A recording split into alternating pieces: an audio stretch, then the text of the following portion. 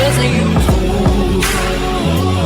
We've been dancing with the devil way too long. I know it's fun, but get ready to pay your dues. Oh God, come back home. This crazy world is filled with liars and abusers. We need you now before we're too far gone. I hope one day they finally see the truth. God, we need you now. Well, hello, patriots, freedom fighters throughout Saskatchewan, across the country, and around the world. Because there's a lot of people, I just come to find out, that are listening to the podcast that we put up, and a lot of them are listening to it from around the world. So that's a good thing. Tonight, I'm streaming to my 4 Facebook platforms. I'm streaming to YouTube. I'm streaming to Twitter and DLive. I will upload this episode to Rumble and Odyssey after the show. And we're also live on TikTok. Hello, TikTok. Remember, TikTokers, keep hitting that like thing and get the algorithms up so more and more people are exposed to it. Hello, Chuck from Kamloops. Hello, Diana. Hello, Carla, Linda, Marlene, Cheryl, Rhonda, Heather. What is it, Heather? Heather's like, what the heck? Thanks, Jacqueline. Appreciate it.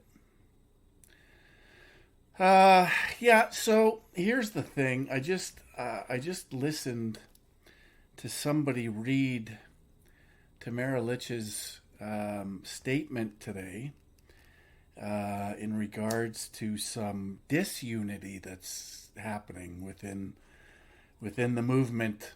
I'm gonna go through the same thing I've mentioned numerous times on this stream in regards to unity. This is a big movement. There's a lot of moving parts.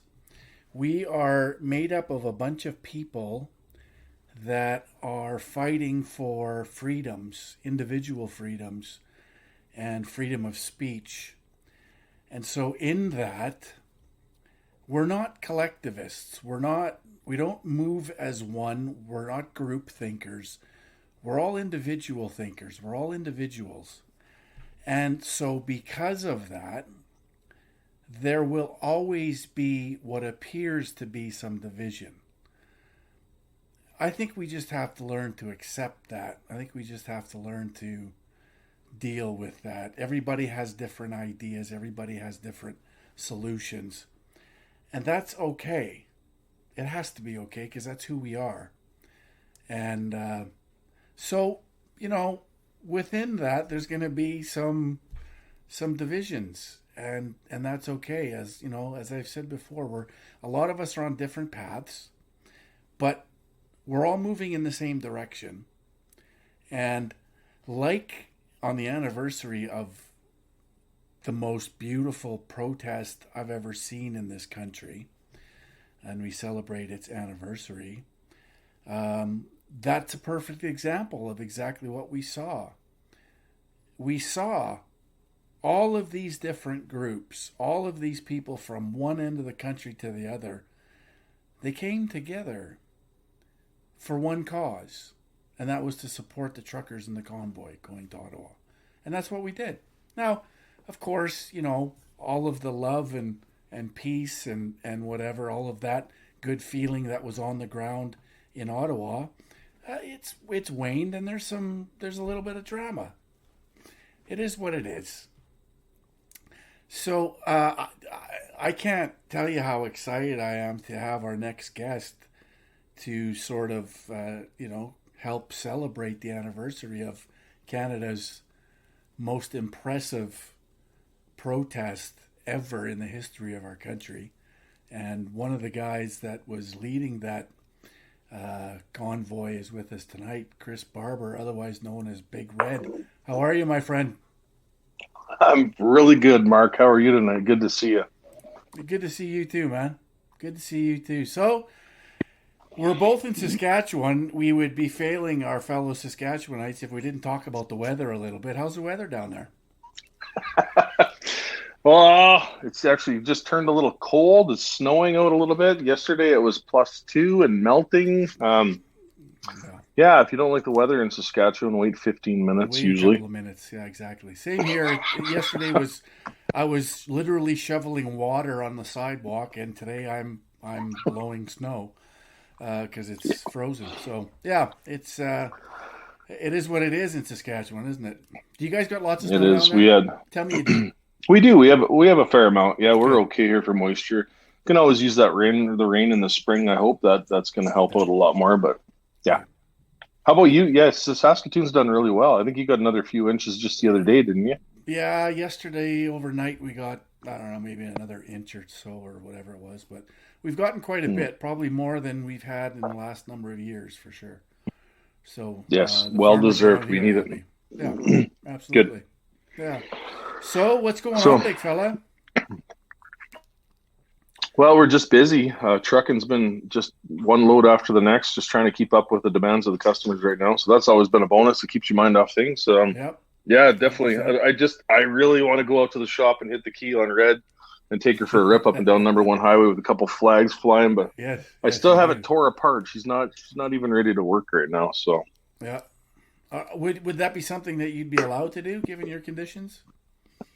absolutely, yeah, yeah. My Okay. conditions are I'm not allowed to support the convoy remaining. I can't say, hey, let's, go back. I don't want to go back. I don't feel there's a Right. need to go back. It's done. Right. It's over. It's had its piece. Let it be. So, Yep. yeah, as long as I play by the rules that way.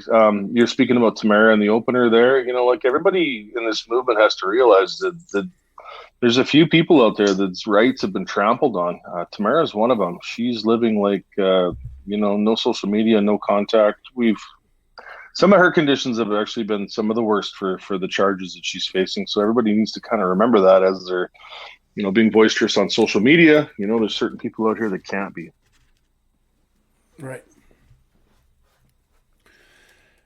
And I'm just trying to figure out how we're going to do this here. Hang on a sec. Give me a second. I'm going to try something else. Hmm. I want My to make sure internet that service people might be a on little iffy. TikTok are able to hear the conversation as well. Uh-oh. How's that for sound?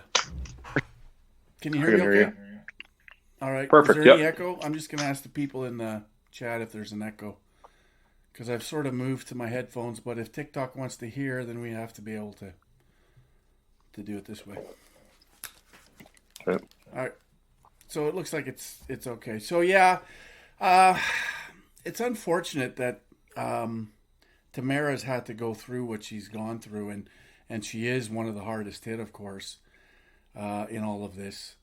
Yep. So what's the deal with Bridget and BJ and all of that stuff? What's because I did see her release, Tamara's release in response to that. So I just kind of like to get from your Yeah. angle.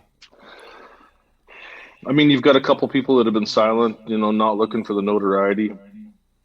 And then all of a sudden you got a few people out there that have forgot the purposes and why they went, I guess. I'm not sure what the purpose or give me a reason for why they're doing what they're doing right now, other than Right. notoriety, ego, maybe. I don't think there's really any money there to be concerned about, but it seems like it's just a fight for power, unfortunately. If somebody can come up with an explanation for it, I'd be happy to hear it. It's pretty saddening and disheartening to see what's been going on. Keith Wilson, Eva Chipiak have been our lawyers since day one. Right. I've found them to be very close personal friends now. They're good guys. I mean, they'll go to war with you. There's no sense to try and cause division or hate over them being part of the movement because they've done their part, just no different than anybody else. Yeah, 100%. And that's I mean, I was never involved at any level with anything to do with the convoy. Of course, I was still recovering and at home, Mm-hmm. and very sad that I wasn't able to be part of that. But just from an outsider, sort of looking in, number one, it is unfortunate, but it is, it's not something that's new to this movement, unfortunately. No. There is a lot of egos. There's no doubt about it. There's a lot of that goes on, and I think that's probably the root of most of what this is. And it is a power struggle, of course. But at the end of the day, when I'm looking at it, I saw what BJ Dichter did at the Convoy when he left, and I mean, there was no consequence apparently for BJ, and so I lost some respect for him at that moment when he just sort of took off and left Dodge. So I had concerns with that, and that showed me some character. I mean, other people stuck around and faced the music, didn't they, Chris? Well, I mean, yeah, I guess you're right there. I don't know where to start with BG. I've never had a problem with him. I think he's a good guy. I met him once. I honestly met him once, and then he was gone for the next week. He came back, broke his ankle, spent the next, little while in his hotel room hiding. He couldn't move around. Right. Then he was gone. So he's writing books, and I know, talking to Tamara through the lawyers, that she's read a bit of his book, and she's questioning a lot of stuff that's in it. Like, that didn't happen. So, right. When you're writing a book like that, you need to have the facts down, right? So, especially when you're talking about somebody like Tamara there, and she can't defend herself. No, and that's it. And that's 100%. 100%. I had somebody ask a question. It's a good question, actually. Can Chris address what Amazing Polly put out there? I don't know if I've seen that. I don't follow her. What was the gist of the? You know what? I didn't really see it either, but I've heard some rumblings. It basically suggesting that yourself and Tamara and a few others are sort of controlled op.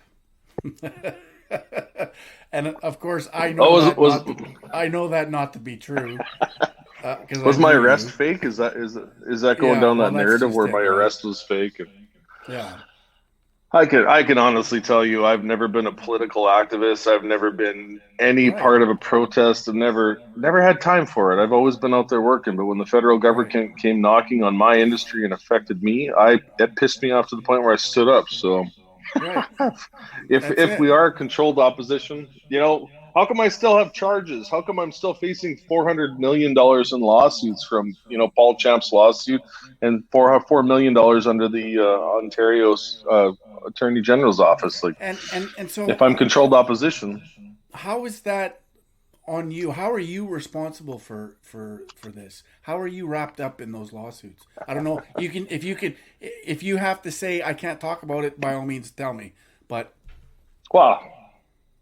I'm sure if Keith Wilson's watching right now, he's probably saying, Chris. But I'm the lead. I'm the lead. It's Lexi Zexi Lee versus Chris Barber is the first name on the lawsuit for $400 million. And Paul Champ is trying to now drag people that donated money in the GoFundMe into that lawsuit. He wants those people responsible for it. Our lawyer, who's representing us, who's actually representing everybody, is saying it's probably a far-fetched and ridiculous lawsuit, and it doesn't have any merit to it. But Paul's pretty confident in himself, and we had a hearing here this last week. A couple motions were presented. You have to prove that I said, "Hey, go honk your horn and annoy that person," and I never said that. So, right. And then you have to go and then find that person that honked the horn and admit that he did it or she did it. So it'll be interesting to see how it works out. It's not going to be something that's going to be done anytime soon. We're going to be fighting this in court for some years. Well, and that's really, I think, ultimately what this is all about. It's all about lawfare, right?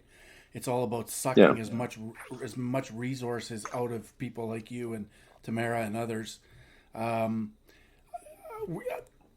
sort of exposed a lot of this and how vindictive government is. When we all know that we all have a right to express ourselves, we all have a right to protest. And an interesting thing about the Convoy was, and you had raised this when we were speaking together, that at no time, for example, were the borders actually fully blocked. There was lanes open, so commerce could happen, right? And even in Always. Ottawa, there were streets that were open, and people could move from A to B in Ottawa if they needed to. So it wasn't that you had it all locked down, right? Oh, absolutely not. And one thing we should note too, that Coots and Windsor had nothing to do with the protests going on in Ottawa. There was nobody that was involved with Ottawa. This was all just Canadian people being pissed off of the direction of their country. Ottawa, the only roadblocks that were ever put into effect were the ones that the police actually put. So it was. Well, and I was 7 days. There was some discussion too, Sorry, Chris, that you guys weren't even planning on parking in downtown. That was the idea when you were driving towards Ottawa, right? And then all of a sudden you're escorted to downtown. All the way out there from where I picked everybody up in Alberta, I was told that we had a couple different staging areas. There was a Major Hills Park, and Confederation Park, I believe, was the other one that we were allowed to stage at, and portable we had everything we ever needed right there. We weren't going to be a hindrance at all. And literally went for shit as we were pulling into town. Guys were trapped out on the Beltway, nowhere to go. Everybody wanted to be part of the activities. Right. I could tell you, my truck Big Red sat downtown Ottawa for 7 days. I drove it out of downtown without any issues. I don't remember having any. I wasn't sitting in any police blocks. To get out of the city was easy. It was the police that actually moved their bumpers to let us out. So, right. But to get back in. Yeah. Yeah, it's so a lot of this that they're basing, I think, a lot of these lawsuits and this is based on perception and narrative that they've created. This outrage, right? This rage farming that they've been doing and creating, when the reality is there was nothing. I mean, if you look at all the footage, and this was the other thing that I loved about the Convoy, is it showed the contrast between reality and what the media wants people to believe. And there's a lot of people that were exposed to that across the country, and they saw with their own eyes all of the footage on the ground and how much love and peace was part of this protest. And then they'd watch the news and be like, wait a minute, that's not what I saw, right? And one person that comes to mind who I think is fantastic in all of this is Heather Prosack, right? She was working for mainstream media. She went to Ottawa to see with her own eyes and saw firsthand what was happening, and it was amazing and completely different than what, mainstream media was trying to paint everybody as.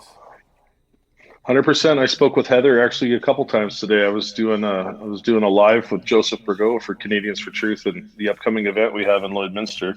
I'll just throw a plug in there for that. On February 9th, we'll be live in Lloyd with Theo and Jamie Soleil and Joseph. So I did a live today, talked to Heather. She's an amazing person. You look at what she's went through in the last 12 months, lost her job because of that. Right. 100% she did. But again, thank goodness that there was something created where we could show that contrast and show, reality versus narrative building and perception and everything the media tries to demonize everybody with. And so, thank you. Thank you for what you did. Thank you for doing what you did and standing up and taking a whole lot of heat that you shouldn't be taking. I mean, I don't know. I watch your TikTok quite a bit. And I mean, the amount of trolls that troll you just because of who you are, it's actually quite funny, to be honest with you. Well, it's because I fight back, right? Like they expect to throw their little nasty comments out there, and you just say, "Ooh, I'm a big boy." You can say whatever you want to me. I've got thick skin, but expect a retaliation or me to. And I've changed my ways now. Instead of being rude back, I have fun with them. Right. I can make fun of them. Yeah, 100%. You have to. Yeah. So I mean, all of this isn't you know, if it wasn't for the convoy, Chris, you would still just be Chris Barber, going about your business, driving truck, farming, whatever it is that you do, without all of the shit that goes with it. And so, and I get it because I understand the shit that goes with it because I get a lot of it myself for what I do. And so I have to say I appreciate it, the sacrifice that it takes because I get it. And you and Tamara and others that have had to put up with a shitstorm, and it's completely upended your life, right? Mm-hmm. And not necessarily always in a definitely bad way, but it's changed your life. Yeah, and I don't like the way it's divided. I guess certain segments of society, there's people out there they hate my guts because of what we did, and there's people out there that think I'm a nice guy. And anybody that has ever met me in person has always said the same thing. I'll give every 5 minutes to anybody that asks for it. You don't even have to ask for it, but being run through the ground like they've tried to do in the last year, the rent free in their heads is all I can say. Yeah, 100%, man. Absolutely. So moving forward, what's in store? What do you got cooking? Oh, trucking. I've had my son wiped out on the ice here and busted his arm all to hell. So I've been driving his truck. Yeah, he's down. So we're just working. We're not even in spring rush with equipment yet. We're pulling drills with one truck. We're doing trailer loads with the other. I actually had 2 trucks on drills this last week. It's been nuts. It's been just nuts. I've got loads in Wisconsin. I got loads in Nebraska. I got a whole pile of loads that I got to get working. So Big Red needs to be up and running this weekend for some U.S. loads here shortly. You're also selling some merch. Yeah. Where can people find your merch? Well, the website is bigredmerch.ca. Yep. The lovely, talented Canadian chick on TikTok, Kim, has been helping me with the website designs and designing the clothes. She's absolutely amazing. She's probably modding right now on TikTok, kicking the trolls off, moderating this live stream as we speak. She's awesome. There's 2 guys that are talking together who tend to upset a lot of people on TikTok. So. Oh, I don't know what you're talking about. What? Right. Exactly. Yeah, she said. So we lost her account here a little while ago. We were selling. We sold a lot of hoodies. I think upwards of 600 hoodies were sold. Big Red Merch, and then Square Payment Processing shut us down for security reasons. Right. So we're back up and running. Hopefully, yeah, that was Square. Yeah. So who are you with now? Well, we're not going to disclose who we're with because of security reasons. Of course, we don't want it happening again. But Kim's got it all set up, and she's hoping to be up and running probably tomorrow again with the site. And when the site's back up again, I'll be selling these baseball caps that I wear, the ones that Jonathan wears, stickers, bumper stickers, you name it. So there'll be quite a bit of stuff going on there. Bunny hugs? Hoodies, yeah. Well, we're in Saskatchewan, so we can call them bunny hugs. I know. We can, but we just get shit from everybody else outside of Saskatchewan. Of course, yeah, all right.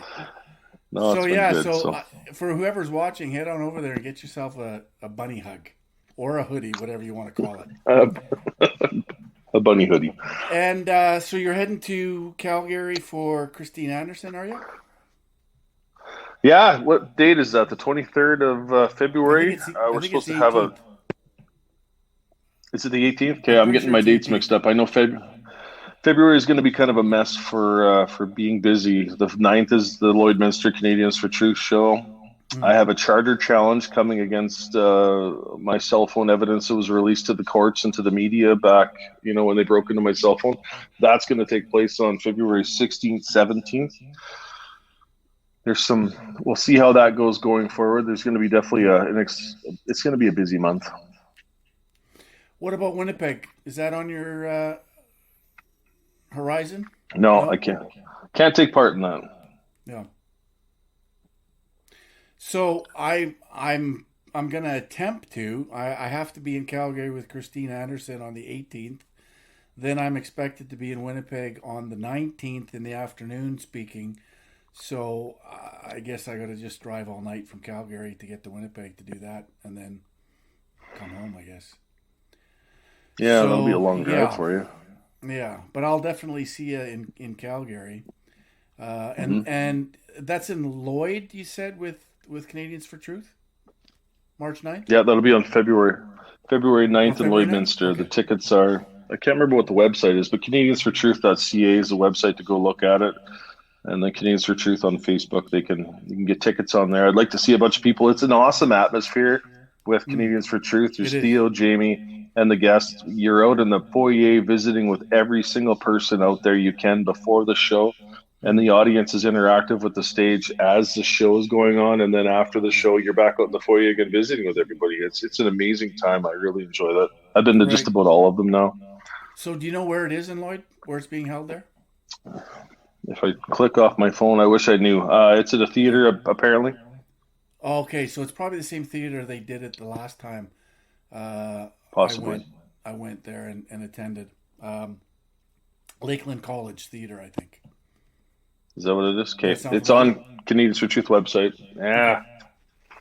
That's so many informations. Tom Marazzo is going to be in Calgary on February 23rd, I believe, in Calgary for Canadians for Truth. That'll be an exciting time to see him. Yep. Yep. Very good. Christine Anderson. It'll be a busy month. So Yeah, it is. It is going to be very busy. But that's good because all of this stuff needs to happen. All of this stuff. And, it does. whether you like it or not, Chris, you're now a leader in this movement and people look to you. And so you have a job now. I do. I got big shoes to fill, I guess, and I've had to mature a lot in the last 12 months. Fortunately, Right. that's for the better Right. for all, I guess. So 100%. 100%. yeah. Had coffee with my parents this morning when I woke up. I ripped up. They're about a half a mile away from my yard. So I went up Okay. there and had a good old visit with them doing the country life thing. And Yep. they're probably my biggest supporters other than my wife and my children. So 100%. So I often talk about this, and you're probably gonna agree that it's not going to be necessarily the urbanites that pull us out of the mess that we're in. It's going to be rural folks that still, cherish the values of self-reliance, self-determination, independence, community. And we've seen that through all the town halls that we've done. It's the rural folks that really, they see it. They see this attack on them, and we need to sort of activate those people to understand that their way of life is fully under attack. So, I hope you're going to play a large role in that. And I would like to include you in some of the town hall events that we're going to do. Because it's important to get absolutely. your perspective. Because, that's what you represent. That's who you are. I am a country boy through and through. I'm not really one of these guys that wants to live in this 15-minute city that the WHO hasn't, or the Right? WEF hasn't, and that's not something that I'm kind of happy about. I did Tim Kramer's podcast on Monday night, and he said something very interesting that I'll repeat. He said out of 80% of society is asleep right now, and he said of the other 20% that's possibly awake, only about 2 to 3% of that 20% is actually willing to stand up and say no. And I agree with him. I believe that's actually probably true. Yeah. So, and it's interesting because I've been in this for a long time in this arena. And for many years, I was speaking to nobody. I was literally screaming into a black hole where nobody was listening. And since the pandemic, the numbers have increased dramatically. And people they're sensing that something is wrong, something's not right, and they want to hear the truth. They want to hear somebody tell them what's happening so they can understand the world they're living in. So it is happening. It's a process that's unfortunately going to take some time and some pain before enough people come together that understand what's happening, and then that critical mass can actually affect change. So it's gonna take a while. It's gonna take some pain. I'm seeing a lot of people right now that are losing family members that were completely healthy, and they're Right. questioning. They're starting to question. I almost lost my sister-in-law just the other day to a blood clot in her leg. I think the thing is from her hip down to the bottom of her ankle, and they can't explain why. I mean, I kind of shook my head and said, "I can. Right. Come on." Right. Well, that's just it. And unfortunately for a lot of those people that, are seeing this, they don't want to acknowledge the reality of it, because if they did, they'd have to worry about their own mortality, right? Because they've Exactly. taken 3 or 4 jabs. So it's this weird sort of situation that we're in, and I get it. I mean, if you're one of the ones that was coerced or bribed or extorted to take this because of it's your livelihood on the line, do you want to accept that you're a ticking time bomb? Probably not, right? And The sad reality is that. yeah, it is. It is sad, and it's going to get, unfortunately, sadder as we move along. Uh, there's a lady that went to the legislature with Nadine Wilson a number of months ago, Leanne Dale, and she literally lives her life knowing that she's full of these clots and wondering when it's going to happen. Like, just imagine having to go through your life like that. And there is apparently some treatments for this condition that they're coming up with, and some doctors are promoting. So, hopefully there'll be some hope for folks. But I can't imagine living a life like that and always wondering, is today going to be the day? That's the thing. I live in the small community of Stewart Valley, and we have a young lad. He's in his probably young mid-30s, and he's been in and out of hospital for the last number of months. His body is completely full of clots. They've almost lost him multiple times, and there's no excuse for it. The doctors don't know why. Yeah, it's just the corruption is phenomenal. And at the end of the day, because of where we're at with all of this, are they ever going to stand up and say, "Yeah, we made a mistake. We screwed up"? Are they ever going to do Well, that? I don't know. I know there's a handful of funeral home directors across the province of Saskatchewan that are seeing the clot situation and the grainy blood, Yeah, and they're wanting to speak up. But if they speak up, Saskatchewan Health Authority will cancel their license. right, exactly. And that's Why is that? and that's just it. And so we, as a community, as people that live in this province, we have to pressure our government to stop it, to stop that. There has to be open debate. There has to be open discussion. I mean, it's so obvious to everybody that's paying attention. But again, it's the government. They're very vengeful. They're very spiteful. They're not going to admit they're wrong, Absolutely. because if they did that, then they won't get reelected. And so here we go Well, in this cycle, right? So, but we have to yeah. continue to put the pressure on to force these people to acknowledge reality. Yep. Quit pushing it. I told my daughter here she's got both of her shots. She was pretty much bullied in school in order to get COVID vaccinated. Mm, And I'm the same. I'm fully vaccinated too. Under my job, I need that to cross the border and feed my family. So I did that to yeah, myself, and I take her. It is what it is. But my daughter, I said, you've got 1 and 2 shots, and I never want to see another one go in your arm. right, Period. right. You know. Well, and that's it. And so, the good news is that after getting the shots that you did, if there hasn't been any, side effects or injury to this point, then maybe you got one of the ones that were out of date or ineffective, or Hopefully. that weren't at the right temperature or whatever. I've also heard that it can take some time. Like some of the people that spoke about this in the past have said the death rates will increase as of the first year, and then get worse as it goes. So I'm hoping they're not right on that. There's so many Yeah, stories out there; it's hard to weed through. yeah. So how do you reconcile that then with yourself? I don't know if you do you? Like, there's so much hurt out there when you have family members dying or being vaccinated, injured beside you. It's my father got the second shot and his gallbladder quit working. And I Right. watched my 68-year-old father just, he went downhill really fast. He lost probably 20, 30 pounds. At 70 years old, you're not going to gain that back. And now he shuffles when he walks because of it. Right. And he was pro-vaccine before that. He actually had very in-depth conversations about, Chris, you need to do this for your family. Get the vaccine. We can all get better.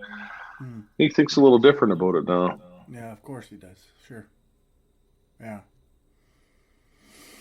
Yeah, it's. I mean, when we get offline here and when I'm done with my stream tonight, I'll send you a couple of links on some things that you can do to mitigate that risk. I appreciate that. Yeah, man. So, what else? What else is up in the life of Chris Barber, Big Red? Well, Big Red will be coming. We'll see if I'm going to run it here in the next little while. The hoodies have kept me extremely busy. I never thought I'd be shipping, printing labels, and putting things in packages and helping make hoodies, but Yeah, I've done that, and that was a hell of a ride. I've got an extra help now for this one, so good. hopefully, if it's gonna, I won't have to. I can't be part of it. I lost my driver in November, unfortunately, to a health illness. So I've been running his truck now for the last while, and then the last couple of weeks with Jonathan being gone with his broken arm, that I've been Yeah, kind of bouncing back and forth between trucks. So I got a good friend, Travis, who's jumping in trucks and helping me out get things done. good. Dale is the lease operator that's working his tail off for me too right now. So yeah, Freedom Corp, which is the old entity of Freedom Convoy, I guess. Tamara and I are both part of that through the lawyers. We have a board of about 7 or 8 people, I believe. We're working on these lawsuits, trying to move forward on that. It's really Yep. interesting, Mark. We need a bank account, and because we have a not for profit, it's licensed, it's in a corporation. We've been flagged through the Canadian government, but we cannot get a bank account in this country. It's Have amazing. We've been Have struggling you with that for quite some time. have you tried Canadian Western Bank? I don't know if you have or not. I'd have to double check on that. I know people were throwing names around in the board meeting the other day. So, Yeah, give that one a shot because they're. all right. I have an account with them and they're pretty good. So check that one out. Okay, I will do. How about politics in your future? Do you see politics in your future at all? I've been approached by a couple political federal parties asking that same very question, and I've kind of meekly shied away from a bit. I don't think I'm a politician, honestly. I think I'm a truck driver, and I could Which makes be you somebody with a big exactly mouth. why we want you as a politician because you're not one. Donald Trump, did you just say? Right, right. I See, love Trump. I love the way he works on twists the liberals up into pretzels most days. right. That's my favorite aspect about Trump. So, Just think of how much fun you could have as a politician. can you make a living? Because I'd have to have somebody running a trucking company for me. Well, that's true. That's right. Yeah. So, I'm not. you're not what? Well, I'm getting better with the public speaking thing, but you throw me in front of a crowd and I get a little, yeah, I could talk to you right there, and there'd be a lot of people watching, and I'm fine and perfectly comfortable like that. But standing up at a podium speaking, Mm, I've been asked to speak with Christine Anderson in front of yeah. the crowd. Yeah. I'm a little nervous about that, just making sure I know my talking points and not flubbing all over myself, I guess. I'm super excited to meet that girl, though. Like, that is going to be Yeah. probably one of the highlights of the year. So, Yeah, it'll be good. It'll be really good. But you know what? The public speaking thing, that just comes. That just, you know what? You fall into these roles and you end up having to do it and you'll just do it. And you're just Chris Barber and you're just talking about what Chris yeah. Barber knows and from the heart. And it's actually pretty easy. Definitely got some stories to talk about in the last year. I guarantee you Right? that. So, There you go. Exactly. Absolutely. All right, so I'm going to work on you. I'm gonna invite you to some of our town hall events, and we'll get you conditioned. We'll get you ready to go. do you got a favorite political party that I should run for here? Well, yeah, I do. Provincially, I have the Buffalo Party, and of course, federally, I'm a PPCer. So, you know, and I have to choose the obvious choice for me because I'm so anti-globalist. There's no establishment party for me. It just they're not there. They don't exist because they're all globalist. So I have to choose something that's outside the establishment and something that's new and grassroots because we have to represent the people, and that hasn't been happening. I've been a staunch, Saskatchewan Party supporter for many, many years. Brad Wall, Yeah, one of I the was best too. premiers that we've had, But as of, I think what hurt me the most was not last October, the previous year, 2021, when the COVID vaccine passport was made mandatory and you couldn't enter a restaurant. And that was, all these stupid mandates that were just put in here by our party, the people that are here to protect Right, us. And they right. lost me on that. They honestly did. And if they somebody needs to say sorry for that before we can move past that. And I don't see anybody from the party saying sorry. No, and they're still doing it, and they're still, Yeah. they're still like I'm still heavily involved in. I got 11 tickets. Each one's worth $2,800, and I'm neck deep in court cases. That what are you doing? Not one of these governments, Chris, across the board in any province that implemented these mandates and restrictions against the charter under Section 1 of the charter. It says very clearly if you're going to limit the rights under the charter, you have to demonstrably justify the mandates and restrictions that are limiting the rights in a democratic and free society. Not one government in this country has done that. None of them No. have demonstrably justified their actions because the evidence doesn't exist. And yet here we are. We're still committing millions of dollars in prosecuting people like myself who only gathered outside, right? Yeah. Outside, Right. Tamara Litch and myself are facing 2 to 10 years in federal prison because of our the stuff we're charged with right now, like for mischief, counseling to commit mischief, obstruction of a police officer, and what was the other one? Defying a court order, and they're all counseling two charges too. So there's 6 indictable offenses there. For And tell you where the priority is. it's all out of vengeance. It's all out of vindictiveness on behalf of the Absolutely. government. And I just, I have faith that you're going to win these eventually, that you'll come out on top because I can't imagine how you wouldn't. I can't imagine how anyone would lose in these situations. And I think Well, you have good I feel bad. representation. Yeah, we've got JCCF has been looking after us, and I know they're helping you out with a few of your cases too. Yep, They need to be recognized for all of them. being the Democracy Fund in Canada, and then JCCF have been there right from the start with us. So these Yeah, people are. John Carpe is a good man, and he's been there right with us from the start, and he should be duly noted for that. yeah, 100%. And he's being targeted as well, right? Like Absolutely, he yeah. spent New Year's Eve in jail for God's sake. For a while, and that's the part that just sucks. I wish people would open their eyes to that. It's been a 17-month investigation. He's been cooperating with the Winnipeg police over these allegations, Right, and then they just pull a big. Where the hell did that come from? On New Year's Eve to arrest a guy and put him in jail for 23 hours or what it was? Like, right. tell me you're being bought off without telling me you're being bought off. Yeah, 100%. It's all just it's so corrupt. But you know what? We all have to go through this to expose it all for what it is, right? Yeah, And and so 100%. and so we have to, and that's our responsibility. That's what we have to do. So, my friend, I'm gonna let you go. I know you're a busy guy. I appreciate you coming on and having a chat with us, and good luck to you, and thank you for everything that you've done in representing the values that we all cherish. Thank you. Appreciate it, Mark. No, it was good to see you again, and hopefully we can do more stuff in the future. Maybe We we'll will. hook up at Christine Anderson there. We'll go for a visit. We will. 100%, my friend. All right. Okay. Take care of yourself. Take care. Have a great night. See you You weekend. too, brother. Bye now. Bye. All right. So, our good friend Chris Barber, otherwise known as Big Red, he's good people. He's salt of the earth. guy. And he saw something that was wrong, and he stood up to it. And, I appreciate that. All these people. And of course, I was still in recovery mode, coming out of a coma. So I wasn't able to partake in any of the festivities in Ottawa, unfortunately.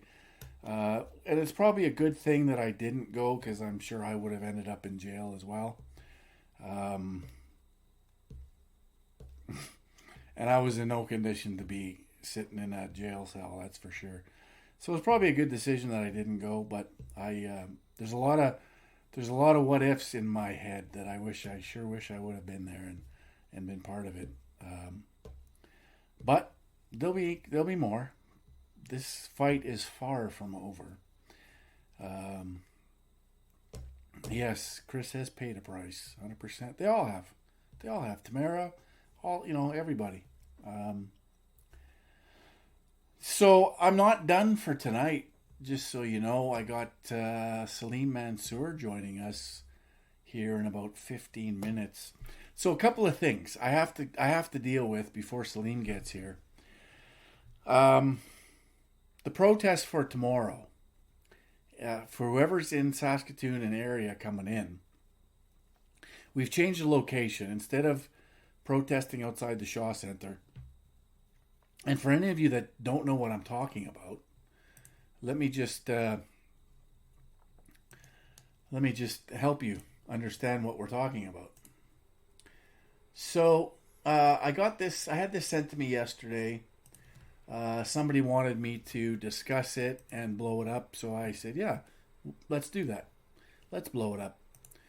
So I got this sent to me, and it says, "Hi, mums. I have a question, concern, and I'm looking for feedback." And this was on some Facebook group I don't know, I'm not associated with.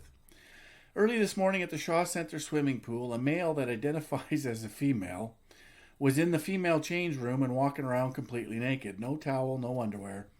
I have spoken with a supervisor and was told anyone can use the change room, any change room, based on what gender they identify with. How can this be okay when little girls are in there? Am I the only one who thinks this is completely inappropriate, or am I out of touch? No, Mom, you are 100% correct. You have every right to be concerned, and there's... So...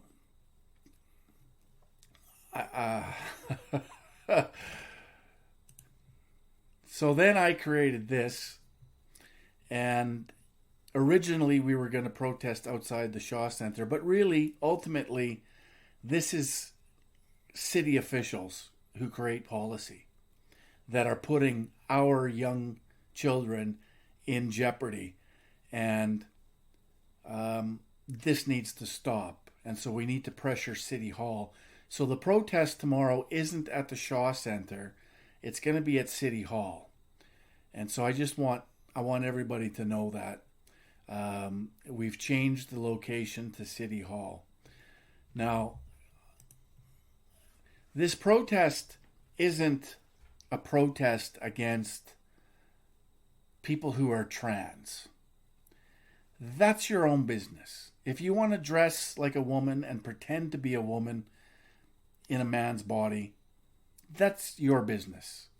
You do what you need to do on your time. I don't care. I'm not trying to tell you what to do. But what I will say is we need to stop the nonsense. We need to stop worrying about the feelings of trans people and worry about the security and safety of our kids. I've been a federal corrections officer. I was for 25 years. I understand pedophiles. I understand they're predators. They look for opportunities that's been created by our city officials in this town. And this isn't the only place this has happened at, by the way. Pedophiles, predators look for these opportunities. They get off on it. And we can't create policy in our public facilities that says if you are transgender, you change here.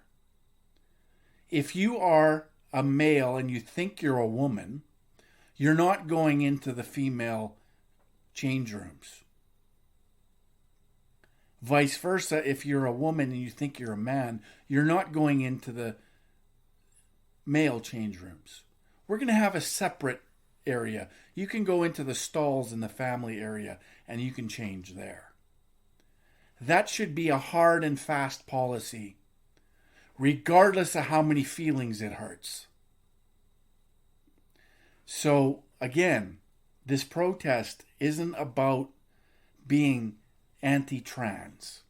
What you do on your business is your business. Your time is your business. If you want to dress like a girl and pretend to be a girl when you're a man, that's up to you. That's completely your business. I don't care what you do. But you're not coming in as a man into the female change rooms and walk around naked with your junk hanging out because you get off on it. You sick, and pardon the French, I won't say it. You're just not going to do it.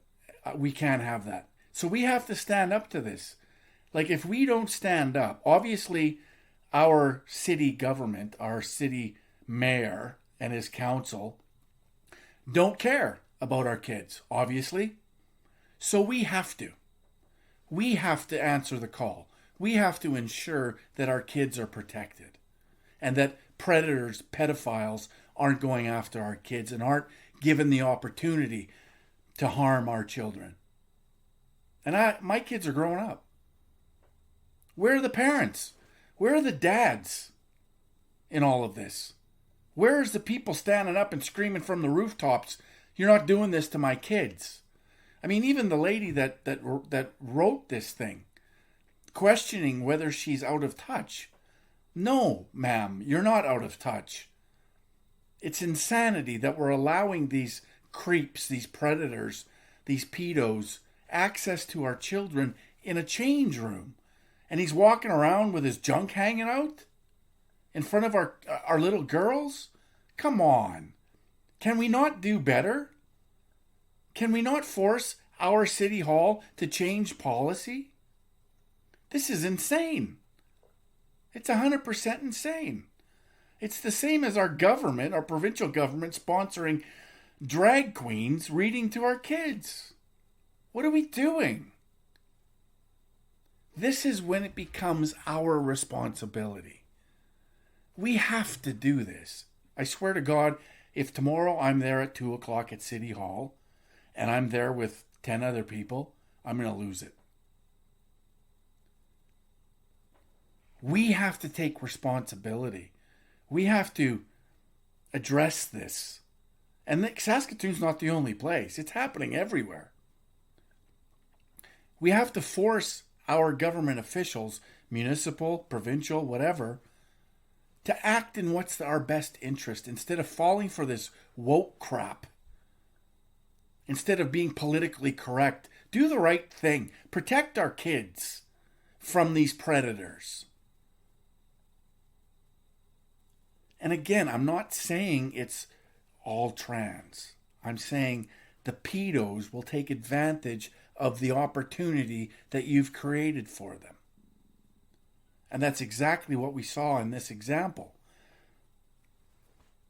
Just some sick pedo that gets off being naked in front of little girls. It's disgusting. It's horrible that we're exposing our future to these perverts. We have to stop. There has to be a clear policy. If you, regardless of what you identify as, if you're pretending to be a girl and you're a guy, you get to use the family stalls to change. That's where you go.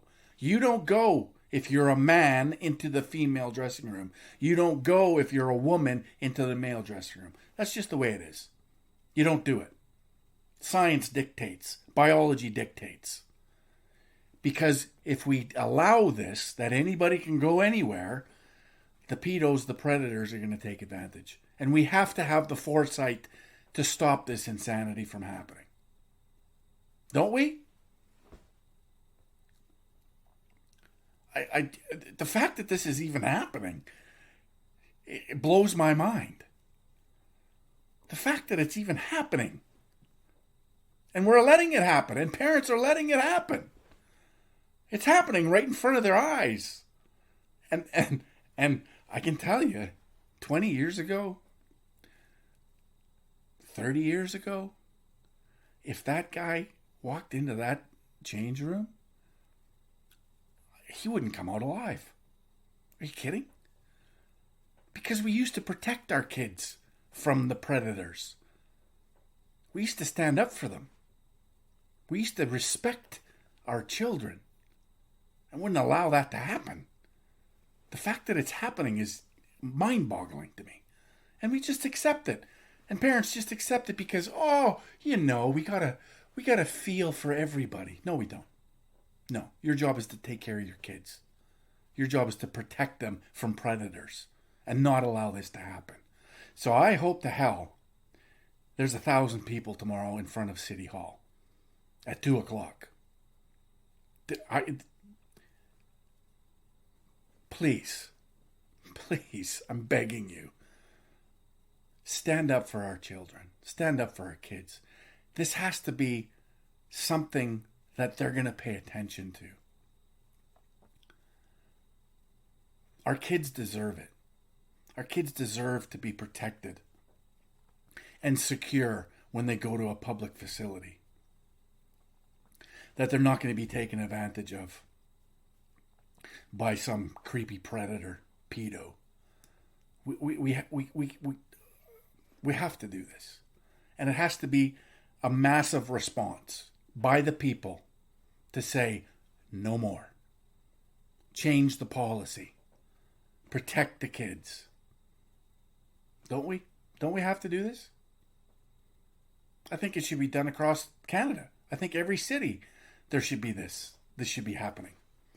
And in making sure that feelings don't come before the protection of our children.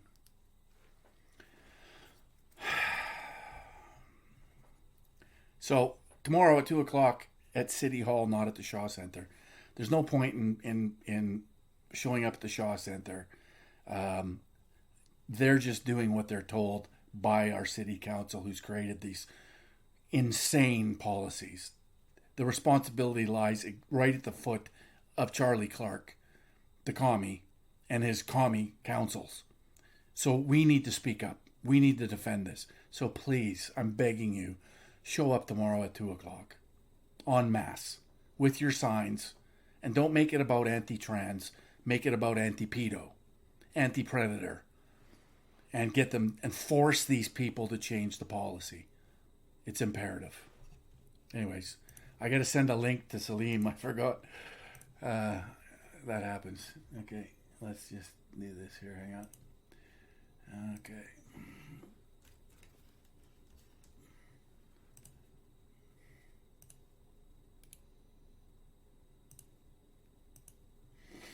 All right, link sent. He should be with us shortly.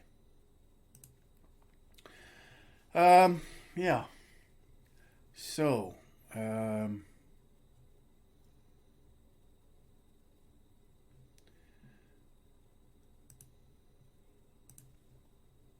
before Salim. Oh, yeah, there she is. Okay. So we're going to talk a little bit about the Ukraine war and its expansion now to the Germans. Of course, the Germans have decided to declare war against Russia.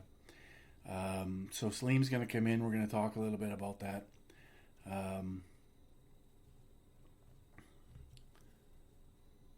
Hopefully Salim has the link and he'll be here shortly.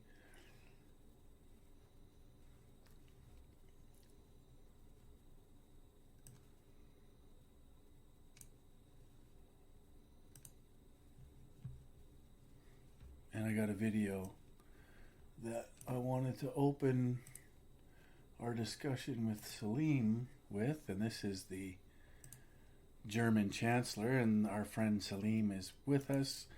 Hello, Salim. Good to see you, my friend. Good evening, Mark. Yeah, good to see you. Yeah. Thank you.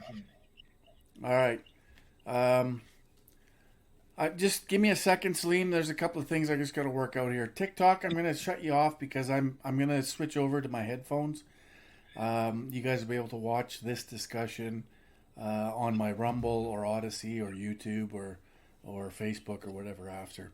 But we got an echo with Salim here, so I'm going to put my headphones in, and you guys wouldn't be able to hear it anyway. So, anyways, thanks. Ciao for now.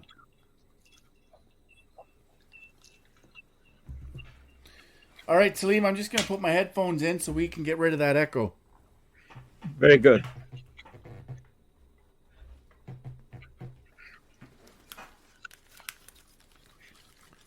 Hi, Michelle. I see you are on the comment section. Dominique, that is. Yeah, absolutely. All right, so you can hear me okay, Salim? I can hear you. Okay, very good. I'm going to play this video of the German foreign minister as she declares war on Russia.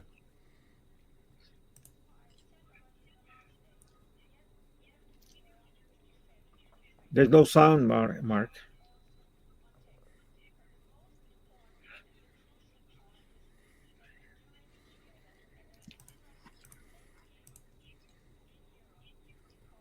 You have no sound? No, I don't have any sound from the video. That's strange. Okay, let's do this.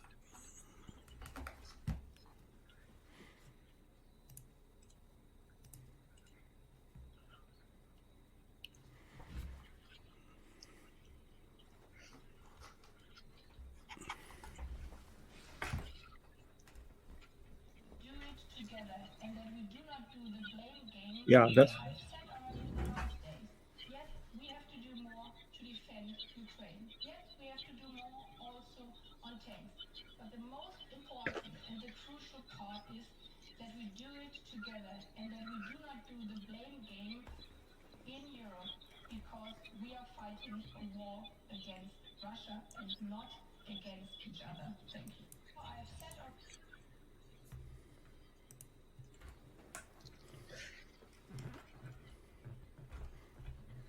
Okay. Was that loud enough for you? Because I'm seeing some of the comments, and they are saying that they could not get it because it was not loud enough. Oh, I can play it again. Yeah. See if you can increase the volume.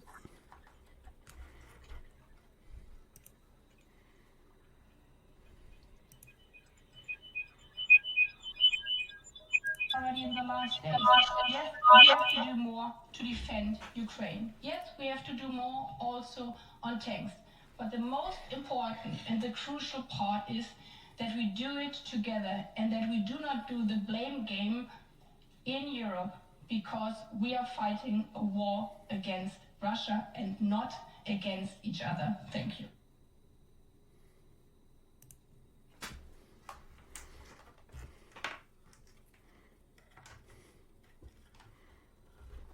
All right. All right, so there you have it. There's the German foreign minister essentially declaring war on Russia. Not only declaring Germany at war with Russia, but essentially declaring the EU at war with Russia. Yeah, I mean, it's a statement made by the foreign minister that means it has been cleared by her government, by her cabinet, and it's being officially stated for everybody to know that what you and I have been talking about over the last 11 months or so, that this is the US-led NATO proxy war against Russia in Ukraine. And now there is no disguising that fight. It is no longer hidden. It is now out in the open. It is a clear statement by the German Foreign Minister Annalena Baerbock that the European NATO members, that's NATO, is at war with Russia, not with each other. There is no disagreement among them. So there you have it, you know.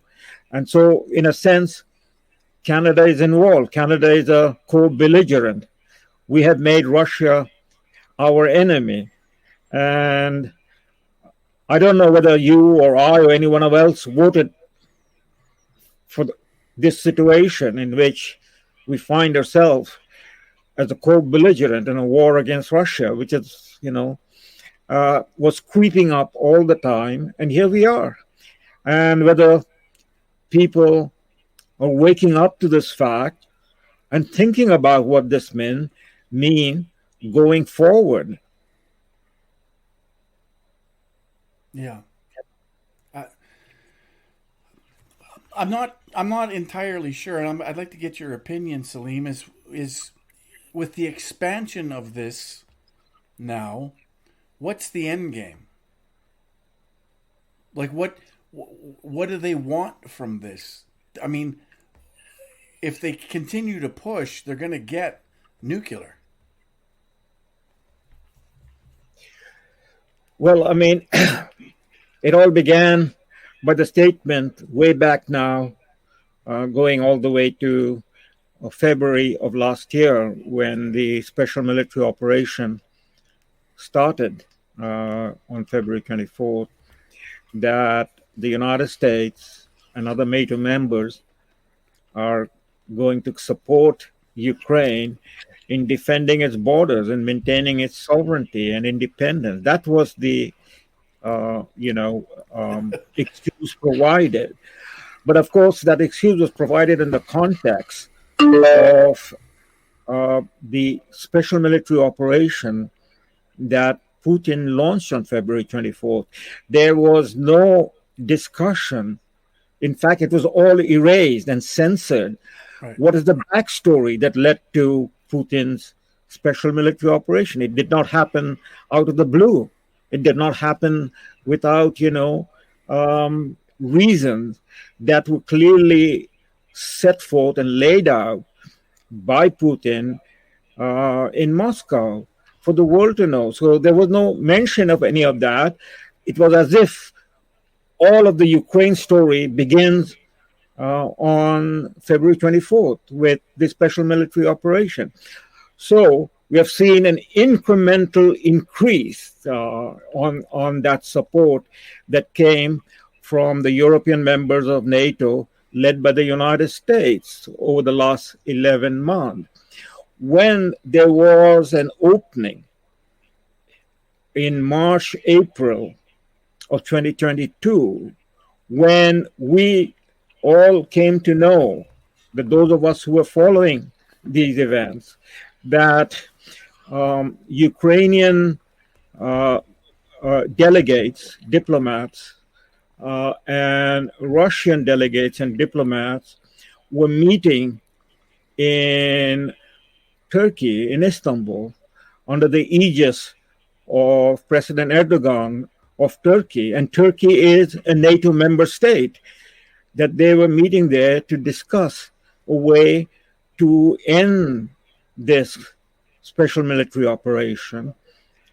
What happened then was Boris Johnson, who was the prime minister at that time in Britain, immediately flew out to Kiev and read what now we know was almost a riot act, that Zelensky has no authority to engage in such discussion, and that NATO, led by the United States, was going to remain behind Zelensky, that there will be no ceasefire, no peace settlement, unless and until the status quo is restored. The status quo meaning that the Russian withdraw its forces from the Donbass region, and all that had happened between February of 2014, the Maidan coup, and the escalation of the conflict inside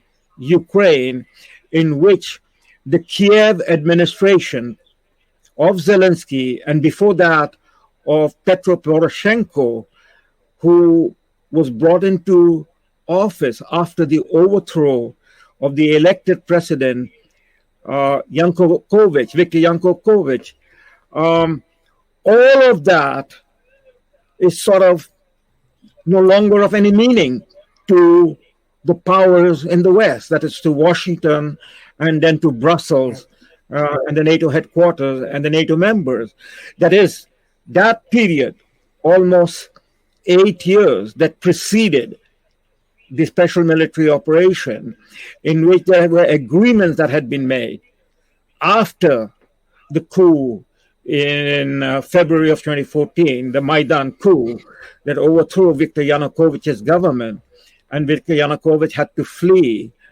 There were agreements signed, the Minsk I agreement and the Minsk II agreement, under the negotiation led by Germany and France, the German Chancellor Angela Merkel and the French president at that time, Francois Hollande, with Putin.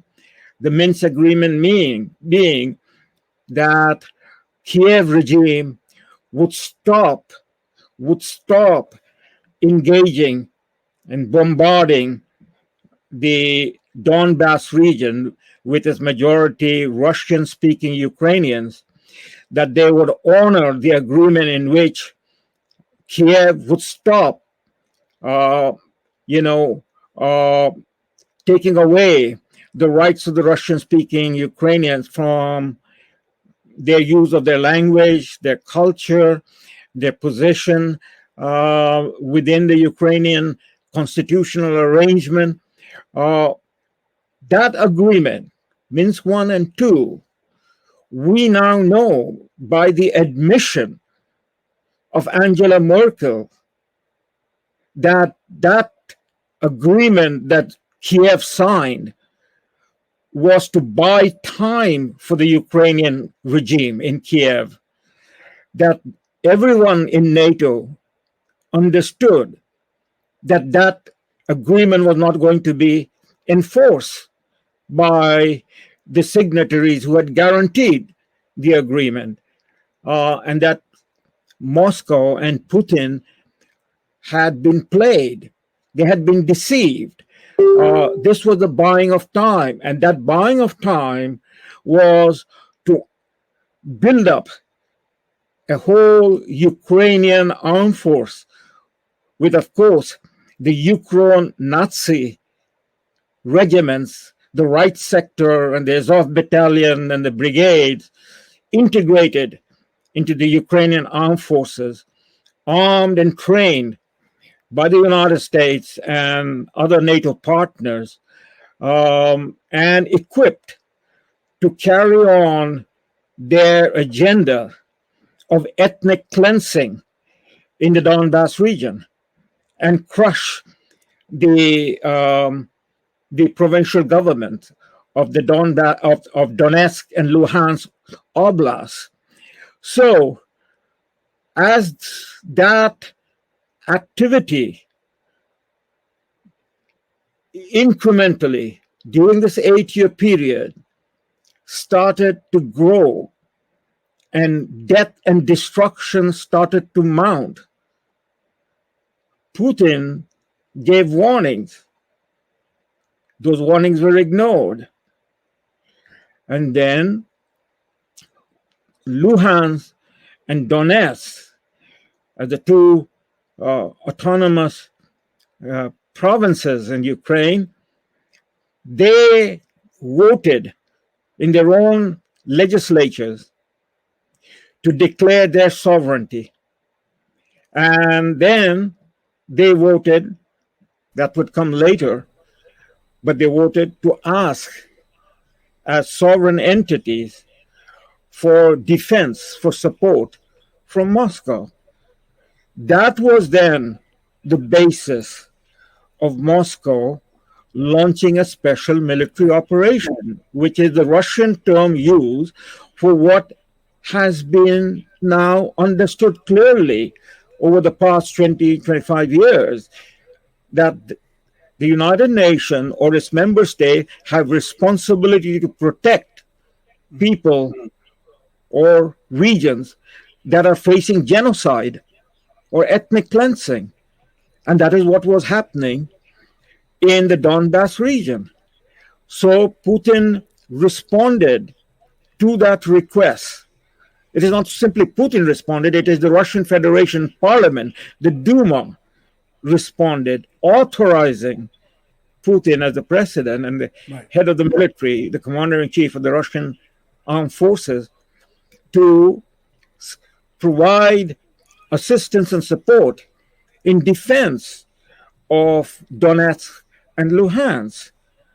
And under those agreements within the Russian Federation and the appeal made by the two now sort of independent governments in Donetsk and Luhansk, Putin's response came under what Putin laid out, that it is under the UN Charter, Article 51. And he went in, his forces went in to defend. So that was in February of 22, 24th February 22. And they tried to negotiate an attempt to bring all of this to an end. Just as after 2014, Crimea had its referendum to join the Russian Federation, and Putin sent in the forces and took Crimea, which had always been integral to Russia, going back to the mid-18th century. Right. So all of this was laid out, but from the point of view of Washington and Brussels and the NATO member state, none of that mattered. What mattered was that the Ukraine war was to be used to bring about regime change in Moscow. Another color revolution. Right. It was the color revolution in 2014, February, in Kiev, that overthrew Viktor Yanukovych. So that was not going to happen. So the war gradually, became more and more intense over the summer into the fall. At the end of the summer and early fall, there was a referendum in the Donbass region, that is Donetsk and Luhansk.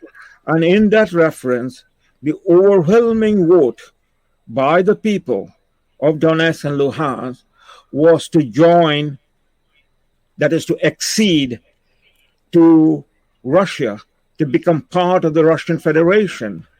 And then subsequently, the Russian Duma announced under their own legal framework that Luhansk and Donetsk, just as Crimea before that, has now been integrated into the Russian Federation. In effect, part of the Donbass region is now Novorussia, or part of the motherland, Russian motherland. But it's also important to understand too that the Russians in that region were also being annihilated by Nazis, right? Yeah, but absolutely. And so they did it in their best interest for protection, so they could stay alive, by being with Russia, and of course, out of survival, that's what people will choose to do. And another point to all of this that I want to make as well is, and that we've talked about this before, but during the Maidan protests that were initiated by what they framed as nationalists trying to protect their sovereignty and their identity, very quickly was hijacked by internationalists. And very soon into those protests, we saw the EU flags flying in the protest group. So you saw that it was hijacked by the EU and by probably the UN and World Economic Forum. and then of course deposing the president that was democratically elected and replacing him with Zelensky, who's a world economic puppet. And so it's all very obvious if anybody's paying any real amount of attention. Right. I would only say sort of a qualification to your observation that it was not hijacked. The World Economic Forum is an integral part of the European Union, is an integral part of NATO. These are different faces of the same organization, all of them as vassals of the United States. NATO 100%. 100%. is the military arm of the United States in Europe. And it is basically the United States dictate the policy, But don't you think, Salim, don't you think that the Maidan protests initially were started with nationalists, with people that wanted to protect their sovereignty and their country's interest and identity, but that those protests were started and then they were hijacked by internationalists, by globalists? Do you not think that? Which you're going back to 2014 or before 2014? 13, 14, yeah. Well, the 2014 protest was orchestrated by the right sector, by the Ukro-Nazi. So they were brought in. I mean, all of that is not on historical record. Of course, the big tech might, remove them, and people will not be able to find them now. They might use their own algorithm and censor them. I mean, Victoria Nuland, the Assistant Secretary of State in 2014, now the Deputy Secretary of State in the Biden administration, was the point person in the Obama Biden administration in 2014 in Kiev, directing the orchestrated protests. She was seen going around in the Maidan Square handing biscuits and cookies to the protesters. She's the one who said, F you to European Union, when they were negotiating who should be forming the government after Viktor Yanukovych had fled. So all of this, the American ambassador, Georgie Piat was there, Victoria Nuland was there. These were all being done right, in the face of the people. So, I mean, it was orchestrated by the Ukrainian right sector fascists, by the oligarchs, the Ukrainian oligarchs. I mean, Zelensky was simply an actor, a comedian in one of the television station owned by this Ukrainian oligarch with the name Igor Kolomoisky, a Jewish Ukrainian who has now basically gone away to, I believe, Israel. But, it is his money. It was his money meaning Ukrainian money that he had pillaged and plundered over the years. I mean, Ukraine is right at the bottom of the 190 plus countries in the world in terms of corruption. It is basically a laundromat for the money being, laundered through Ukraine. It is the hub of all sorts of international crime, sex trafficking, drug trafficking, arms trafficking, and so on. And so, yes, I mean, this was more and more known. The other fact is that Ukraine electorally was a completely divided country right through the middle.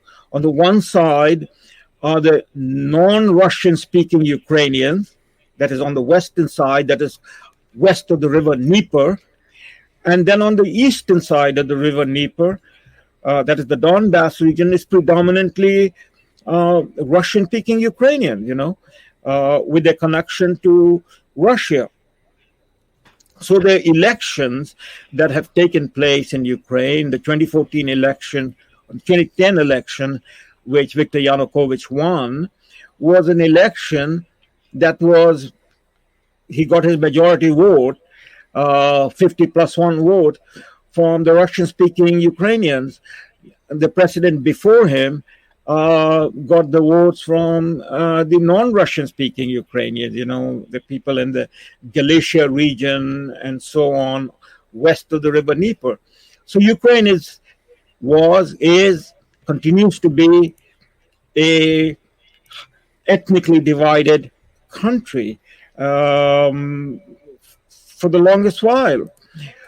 So coming back to the present situation, you ask what is the end game? The end game from the point of view or the goal and ambition of the United States, in which they have corralled the European members of NATO, vassal states of the United States, has been going back to the 1990s, the eastward expansion of NATO to bring all of Eastern Europe under the umbrella of NATO and push against Russia.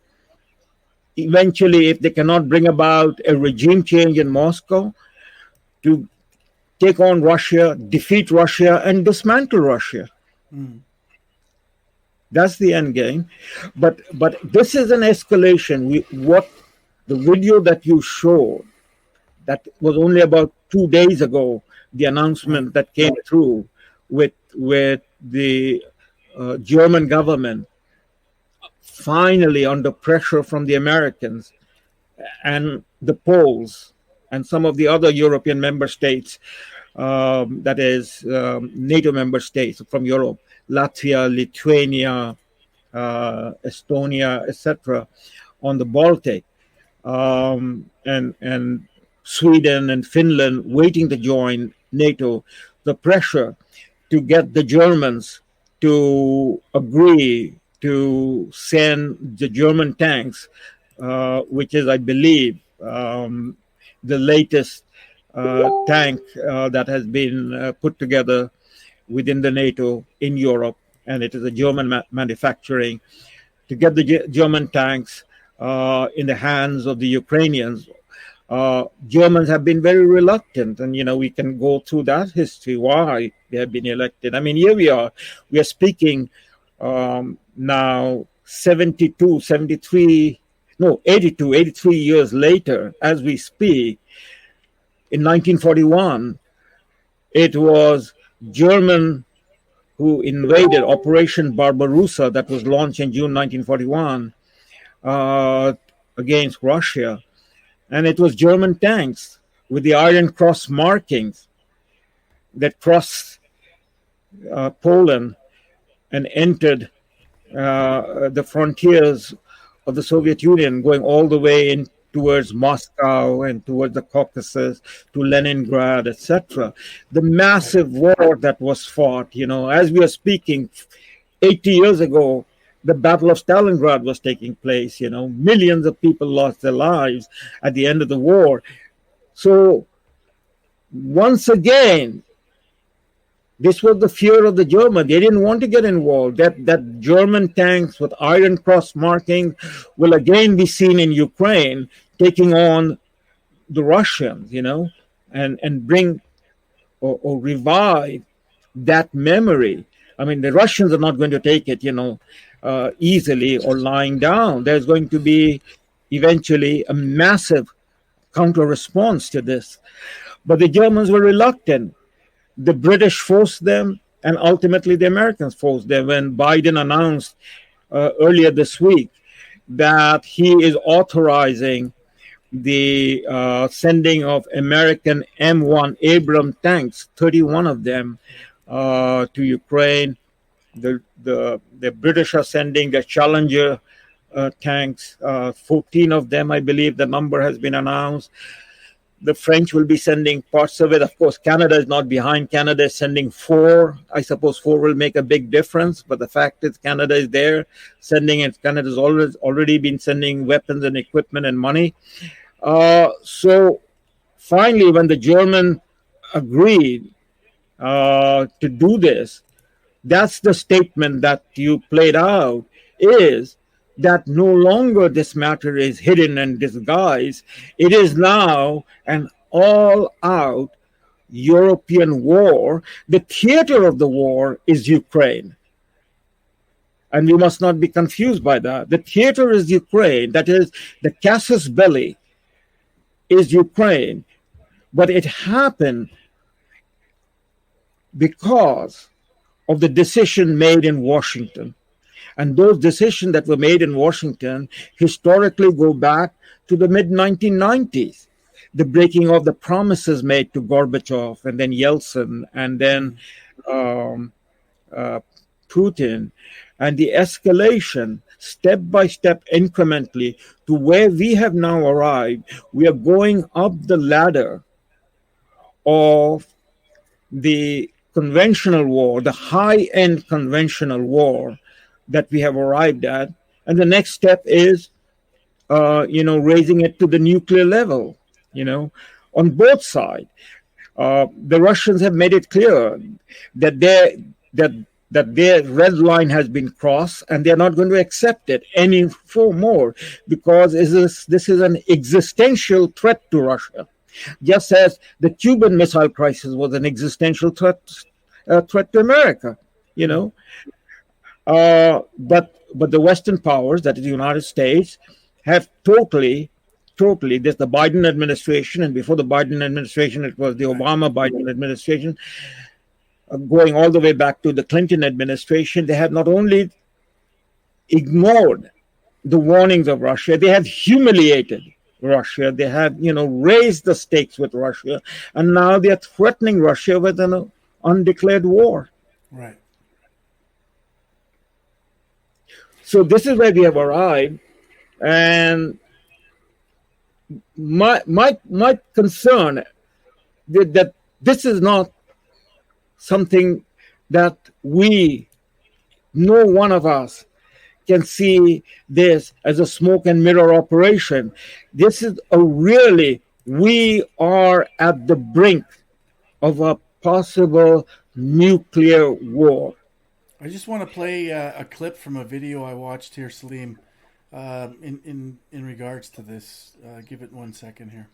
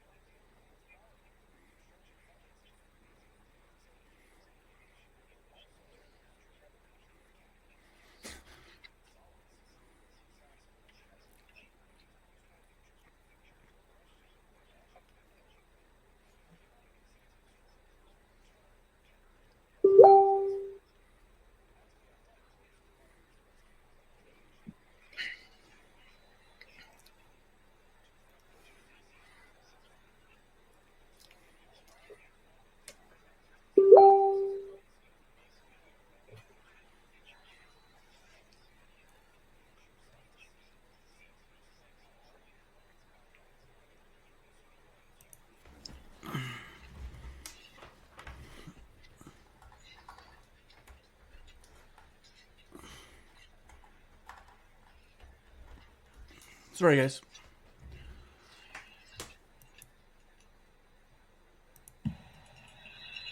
Ukraine, you will benefit.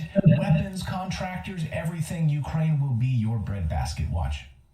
It is obvious that American business can become the locomotive that will once again push forward global economic growth. We have already managed to attract attention and have cooperation with such giants of the international financial and investment world as BlackRock, JP Morgan, and Goldman Sachs. Such American brands as Starlink or Westinghouse have already become part of our Ukrainian way. Your brilliant defense systems, such as HIMARS or Bradleys, are already uniting our history of freedom with your enterprises. We are waiting for Patriots. We are looking closely at Abrams. Thousands of such examples are possible, and everyone can become a big business by working with Ukraine. in all sectors, from weapons and defense to construction, from communication to agriculture, from transport to IT, from banks to medicine. And I believe that freedom must always win. It's like a creepier version of like an Epcot ride. Like, Yeah. the future of tomorrow. Here in Ukraine, you come and you get to see the future. It's Great like American way. Right. We have capitalism and we want consumerism. As long as we maybe I don't- do the death first. Maybe I don't understand capitalism, but like this sounds to me like if I own like a sandwich shop, and then I give Clayton like $100,000 to come and buy all of my sandwiches, and I'm like, look how much money you made. right. It's like, yeah, exactly. So 100%. All right. Hang on.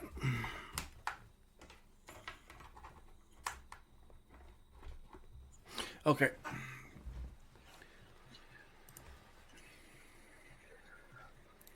Well, I mean, the insanity that we are watching and witnessing, what does any of this mean in the context of a nuclear war? It seems that the people have been so dumbed down or have become so dumbfounded that they have no sense what they are talking about and what we, the people, understand. None of this matters. I mean, UN Agenda 2030, freedom, religion, Christianity, Islam, Judaism, Eastern Orthodoxy, Catholicism, what have you. What does it matter? Any of these things have any relevance under a mushroom cloud? Right. This is why I have said, and I discussed this with Maxime, my point is, and Maxime reiterated our discussion in his podcast, that there is no just war in a nuclear age, especially with a nuclear power. There is no just war. Putin has said that if Russia is not going to exist, then the rest of the world will not exist. Right. 100%. So what are we talking about? What is this BlackRock? Yeah, I know that BlackRock and Vanguard, they together control over 70% of the world economy. We know that, and all of the other things. We know that Klaus Schwab is still dreaming of, along with George Soros, they're having wet dreams about how they're going to get a one world put together, Yeah, all of that, and so including our prime minister, whether he's being heckled in Hamilton or whatever his wet dream is. What does it matter? Any of this thing matter if we are on the ladder of escalation going to a nuclear Armageddon? Right. Can anybody explain that? And so coming back to this point, my point is, where are the people? In my lifetime, I was a teenager when the Vietnam War was taking place, and I was in South Asia, in India. And we were teenagers, we were in school. But the world was engaged in protesting the Vietnam War, And it was American. There was a massive anti-war movement that began, in the mid-60s with the civil rights movement that converged with the anti-war movement that carried on till the end of the Vietnam War, when the Americans left defeated. They left Saigon behind and came out of it, and after almost 15 years of this war that ravaged Indochina, that is Vietnam, Laos, Cambodia, over 3 million people, Vietnamese and Indochinese, were dead, and migrants, all around Southeast Asia and so on. Chemical warfare and Agent Orange and the destruction of that part of the world, with almost 58,000 plus Americans dead, soldiers dead. What was there to show? Well, what was there to show was massive, massive, massive profit by the military-industrial complex. Right. And all its related organization. It didn't matter that millions of Vietnamese were dead, millions of Indochinese had become, homeless, children had been destroyed, maimed, limbs torn apart, and so on and so on. It didn't matter. They made the billion. But the point is, the Vietnam War was a conventional war. We are not talking conventional war anymore. We are talking. Russia is with the largest nuclear stockpile in the world. We're not talking about Iraq. We're not talking about Vietnam. We are not talking about Libya or Syria or Serbia. We are talking about a nuclear superpower that was Soviet Union, which collapsed in 1991. Russian Federation is at the heart of the reconstructed countries that have emerged from the body of the dead Soviet Union. And the Russian Federation is the largest of that body that has emerged as an independent sovereign state. And it has the world's largest nuclear stockpile, and they have developed their own arms industry to meet their own defense need, which is exactly what they're faced with right now. So this is the situation. To encapsulate it, it's essentially the globalist trying to force Russia to heel, to fall under their umbrella. That's what I see this all being orchestrated for, and obviously the consequences don't matter. In fact, they're using a lot of the consequences to achieve what they want to achieve. Well, they're playing that is Biden and company. That is Tony Blinken, Lloyd Austin. Tony Blinken is the Secretary of State. Lloyd Austin is the Secretary of Defense. Victoria Nuland, who's the Deputy Secretary of State. Jake Sullivan, who's the National Security Advisor. These people are playing a Russian roulette, but they're playing Russian roulette with all our lives hanging in the balance. Ask anyone in Canada, from coast to coast to coast, whether they're people of the First Nation, whether they're people of European descent, or people of the recent immigrants of the last half century from all over the world in Canada. Ask any one of them in this population of somewhere around about 37 million people, do you understand your government is going to war with Russia that can go nuclear because of Crimea, because of Donbass region? I don't think even a fraction of 1% of Canadians will be able to identify Crimea or will be able to identify Donbass region. Right. So what is our stake over here? We have no say in the matter, and yet everything about us as Canadians can go up in flame. And there we are. We are sleepwalking. And so that's what was my second concern, that what has happened. I mean, we even as recently as the Iraq War of 1990s, we saw massive demonstration in our streets. That is, peace campaign, no anti-war campaign. We saw it in Europe. We saw it in Canadian cities. We saw it in American cities. Over the last 60, 70 years, and going back to Vietnam War, there have always been an anti-war movement to stop and hold accountable the warmongers in Washington, in London, in Berlin, in wherever, hold them accountable and stop them. But for the first time in my life, I see we are all silent. There is not single. I haven't heard the Pope come out.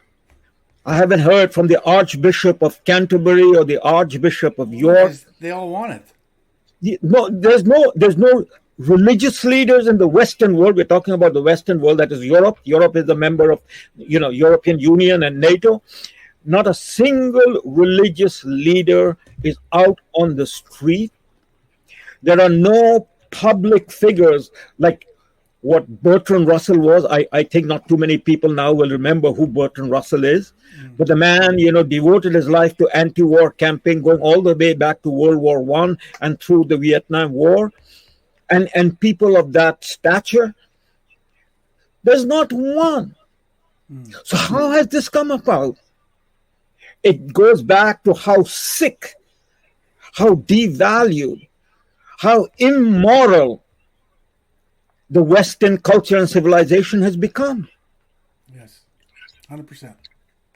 I mean, I heard you from the back screen a little bit, not all of it, but you were talking about, the situation in your part of the country, in Saskatoon, with drag queen and men walking around, undressed in women's toilets, etc., etc. How this has come about? It has come about because we no longer, our state, our country, our leaders, our public intellectuals, our religious leaders no longer have any moral conviction of their own to stand by, because they become totally relativist, totally amoral, if not immoral. When a man can be a woman and a woman can be a man, there is no longer any moral foundation to the Western civilization. This is where we have arrived. And so we are talking about, and that's Zelensky. Zelensky has been going in, his people have been going into the Orthodox Church, the Eastern Orthodox Church, which is still under, in a sense, the umbrella of the Russian Orthodox Church and the Russian Patriarch in Moscow. They've been going in that church and desecrating those churches. So, but Salim, about it, But so obviously, NATO and NATO countries, EU, they all understand ultimately what the consequence is in all of this. They have. I doubt. We're talking about a nuclear war. We're talking about Armageddon. We're talking about the destruction of the planet. They have to know this. So what's their end game in all of this? How do they take benefit from what they're doing if all is lost? Well, you're talking about, I now assume you're talking about they mean the people holding power. That is Biden and his administration, right? Yes. In France, Macron and his administration. In Germany, Olaf Scholz. Okay. I can only guess what is going on in their mind. And what I can guess is that none of them believe that pushing Russia to the corner, as they are doing, can lead to a nuclear exchange, a nuclear war. They are confident that they are in control, and that is not going to happen. They can just escalate this to the point where either there will be some sort of an internal coup in Russia, and fearing further escalation of the war and bring down Putin. And then they will negotiate with whoever replaces Putin. But Salim, even I know that Russia will never back down. Agreed. Even I know that 90% of the Russian people support their president in defending their interests. They're not going to have a coup to bring Putin down internally. If I know that, why don't they know that? Is it just arrogance and ego? Yes, it's a lot to do with arrogance and ego. When have any one of us have seen a leader in the West, we are talking about now, a leader say, on this and this policy, we made a mistake. I'm sorry, and you'll never hear that ever. And backtrack from the position they had taken. Have you seen that? I haven't seen that. There has been so many wars over the last 30 years since the collapse of the Soviet Union that has turned out to be disastrous, not only for the people upon whom the war was waged, but for the people who waged the war. Take the example of the elimination of Muammar Gaddafi in Libya in 2012. What happened? Gaddafi was the man who controlled that part of the region and prevented, the traffic between Africa and Europe. By removing Gaddafi, that man and that obstacle was removed, and African immigrants, migrants moved across the Mediterranean into Europe. The same thing happened in the Syria and the movement that took place. And that's not too long ago. We're talking about 2013, 2014, when Angela Merkel demanded that the European Union open the door to receive the migrant, and over 1 million migrants poured in.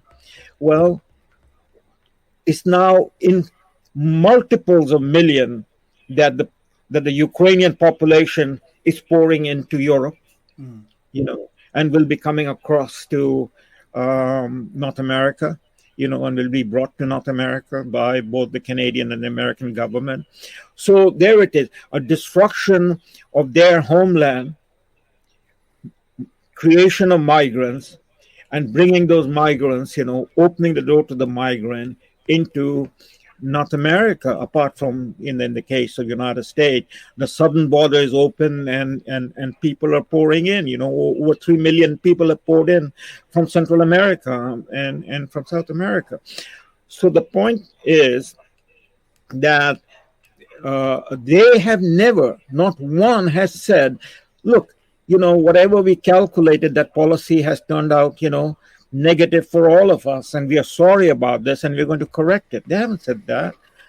They never said that about the Vietnam War. They never said that about the Iraq War. I mean, they talked about weapons of mass destruction. There was no weapons of mass destruction, and millions of people were killed. They've never said that, So these people are not going to say that. That comes back to we the people, and ultimately it is we the people. I mean, it is the American Congress that has been putting out money that Biden administration has been demanding, and they have been printing money, and they have been sending that money to Ukraine, which will be laundered back through the hands of the special interest group back into America and into the hands of people like Zelensky and his people in Ukraine. But we, the common people, are the ones who are paying for all of this, and we are suffering. So the question comes back to what has happened to we, the people. And I'm sad to say, I am in a terribly despondent sense saying this, that we, the people, have become thoroughly corrupt and bankrupt in terms of our culture, our values, our understanding. If there is no father and mother enraged walking into the office of Scott Moore, with pitchfork to say, how dare you open whatever that you have opened, where my daughter has to be confronted with naked men, claiming to be women, walking into their, dressing room. And I look forward to reporting to you tomorrow how many people show up tomorrow to face City Hall and to tell City Hall how wrong they are and what they've created in policy. We'll see tomorrow. But it better be a lot of people, or I'm going to be just as despondent as you are. Right, but I'm looking at the pattern. I'm not looking at a one particular region. I'm looking at the pattern. The pattern is, where it is. In Canada, I spoke to Maxime 2 days ago, and I appealed to him. I said, Maxime, you're the only man. Raise your voice. I know the media is not going to carry it, but let us all come together. Let us find a way to raise the voice of no war. Right. This is not, we are sitting here playing Russian roulette. This is real-time situation. Time is urgent. Yes. All of the discussion, the political parties in Ottawa are preparing for the parliament to open next week. What are they going to talk about? How they're going to buy the people with their money for the next election? None of this thing matters. There is going to be no country around anymore. 100%. And there is not a single voice out there asking the question that you and I have been talking about for the last year. Nope, not a big voice, not a public voice, that's for sure. But again, as you say, that's the job of the people. We have to re-engage. We have to do this. We have to force this change. We do. Nobody else is going to do it. Absolutely nobody else is going to do it unless they're forced to do it through action by the people. That's it. Absolutely. But coming back to Canada and the North American context, in the 20th century, there were two world wars and then the Cold War. But the two world war was a shooting war. Yeah. And Canadians went in World War One as soldiers and in World War Two as did the Americans in World War One, World War Two. But neither Canada nor the United States was in any way touched by those wars. We were unscathed. Not one of our cities were bombed. Right. We didn't pay the price of the destruction and the casualties of the war. It was the men who volunteered. They faced the price. They paid the price. This is what I have a hard time with. I talked to my wife about this yesterday because she's European. And you would think the Europeans, the people, would say no. The German people, you would think they would say no. But it doesn't matter because even the foreign minister said, I don't care what the people think. In her words, she said, I don't care what the German people think. We're going to do this anyway. Exactly.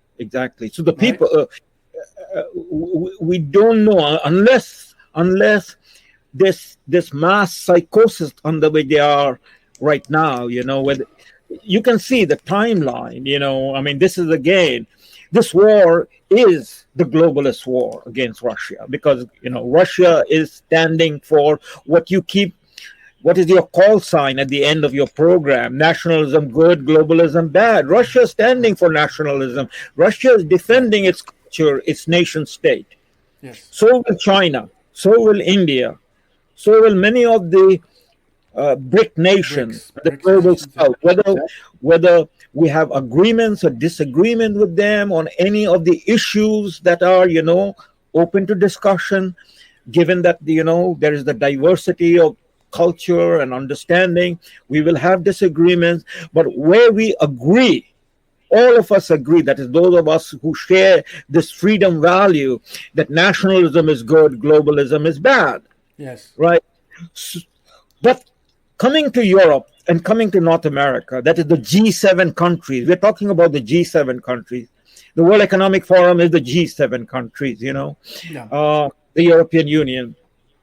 This mass psychosis that is there in the minds of the Europeans and the North Americans over the last 30 years.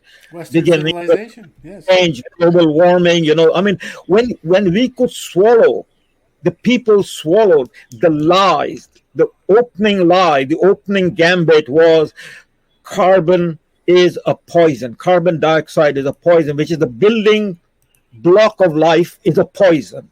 Once we bought that lie, we bought every other lie over the last 30 years to where we have arrived, Right. So this mass psychosis that we have been living in, otherwise, how do we have a president of the United States who is maybe 80% or more in dementia? Right. And people elect him. How do we have a third-rate actor like Justin Trudeau elected 3 times as prime minister? Right. It is a mental psychosis that we are in, completely. Yep. How is it that in modern history of political parties, especially in democracies, we are talking about advanced countries. We're not talking about Indochina or Vietnam or Thailand or even India. We're talking about European countries and Canada and United States, that in the modern history, the parties of the working class, that is the parties on the left, were always anti-war parties. The Labour Party was anti-war. the Social Democratic Party was anti-war. In Canada, the NDP was anti-war. How is it in the last 30 years the parties on the left have become the big defenders of war and warmongers? How is it that the party of, who was the founder of NDP from your part of the country, Saskatchewan? You know the name. Yeah, I'm just losing the name now, RB knows it. RB, tell me, what's his name?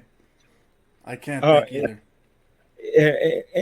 NDP leader, the man who's the godfather of our universal health care and so on and so forth. He was the premier of Saskatchewan and later on the leader of NDP in Ottawa.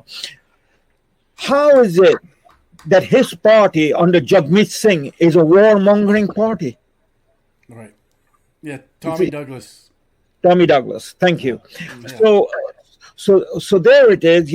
We have the parties on the left who are warmongering parties and parties on the right who are globalist parties. Yes. Okay, this is the West. So this is the because there really isn't a left and right anymore, Salim. We've seen this convergence in globalism. We've seen this. They've all combined their forces to achieve the goals they want to achieve. We need to recognize that and understand that the left and right has been used to divide us for decades, and we need to forget about all of that, and we need to talk about humanity and all of the values that the majority of Canadians share, and that's what we need to get people to start thinking about, because it's all under attack, all of it. Exactly, absolutely. I mean, the left-right divide at the ultimate level is all fake, because we're talking about life, and life means freedom. And when there is no freedom, there is no life. Right. So when we look at the timeline, we see the acceleration of the globalist agenda from COVID-19, lockdown, mass mandate, and as that came to an end, the acceleration with the war. Both the pandemic, that is the bio-warfare, and now the threat of nuclear warfare is ultimately a matter of control. Yes. In the hands of the oligarchs. Yep. And their representative. I mean, when Klaus Schwab talks about stakeholder capitalism, well, what does it mean is behind Mr.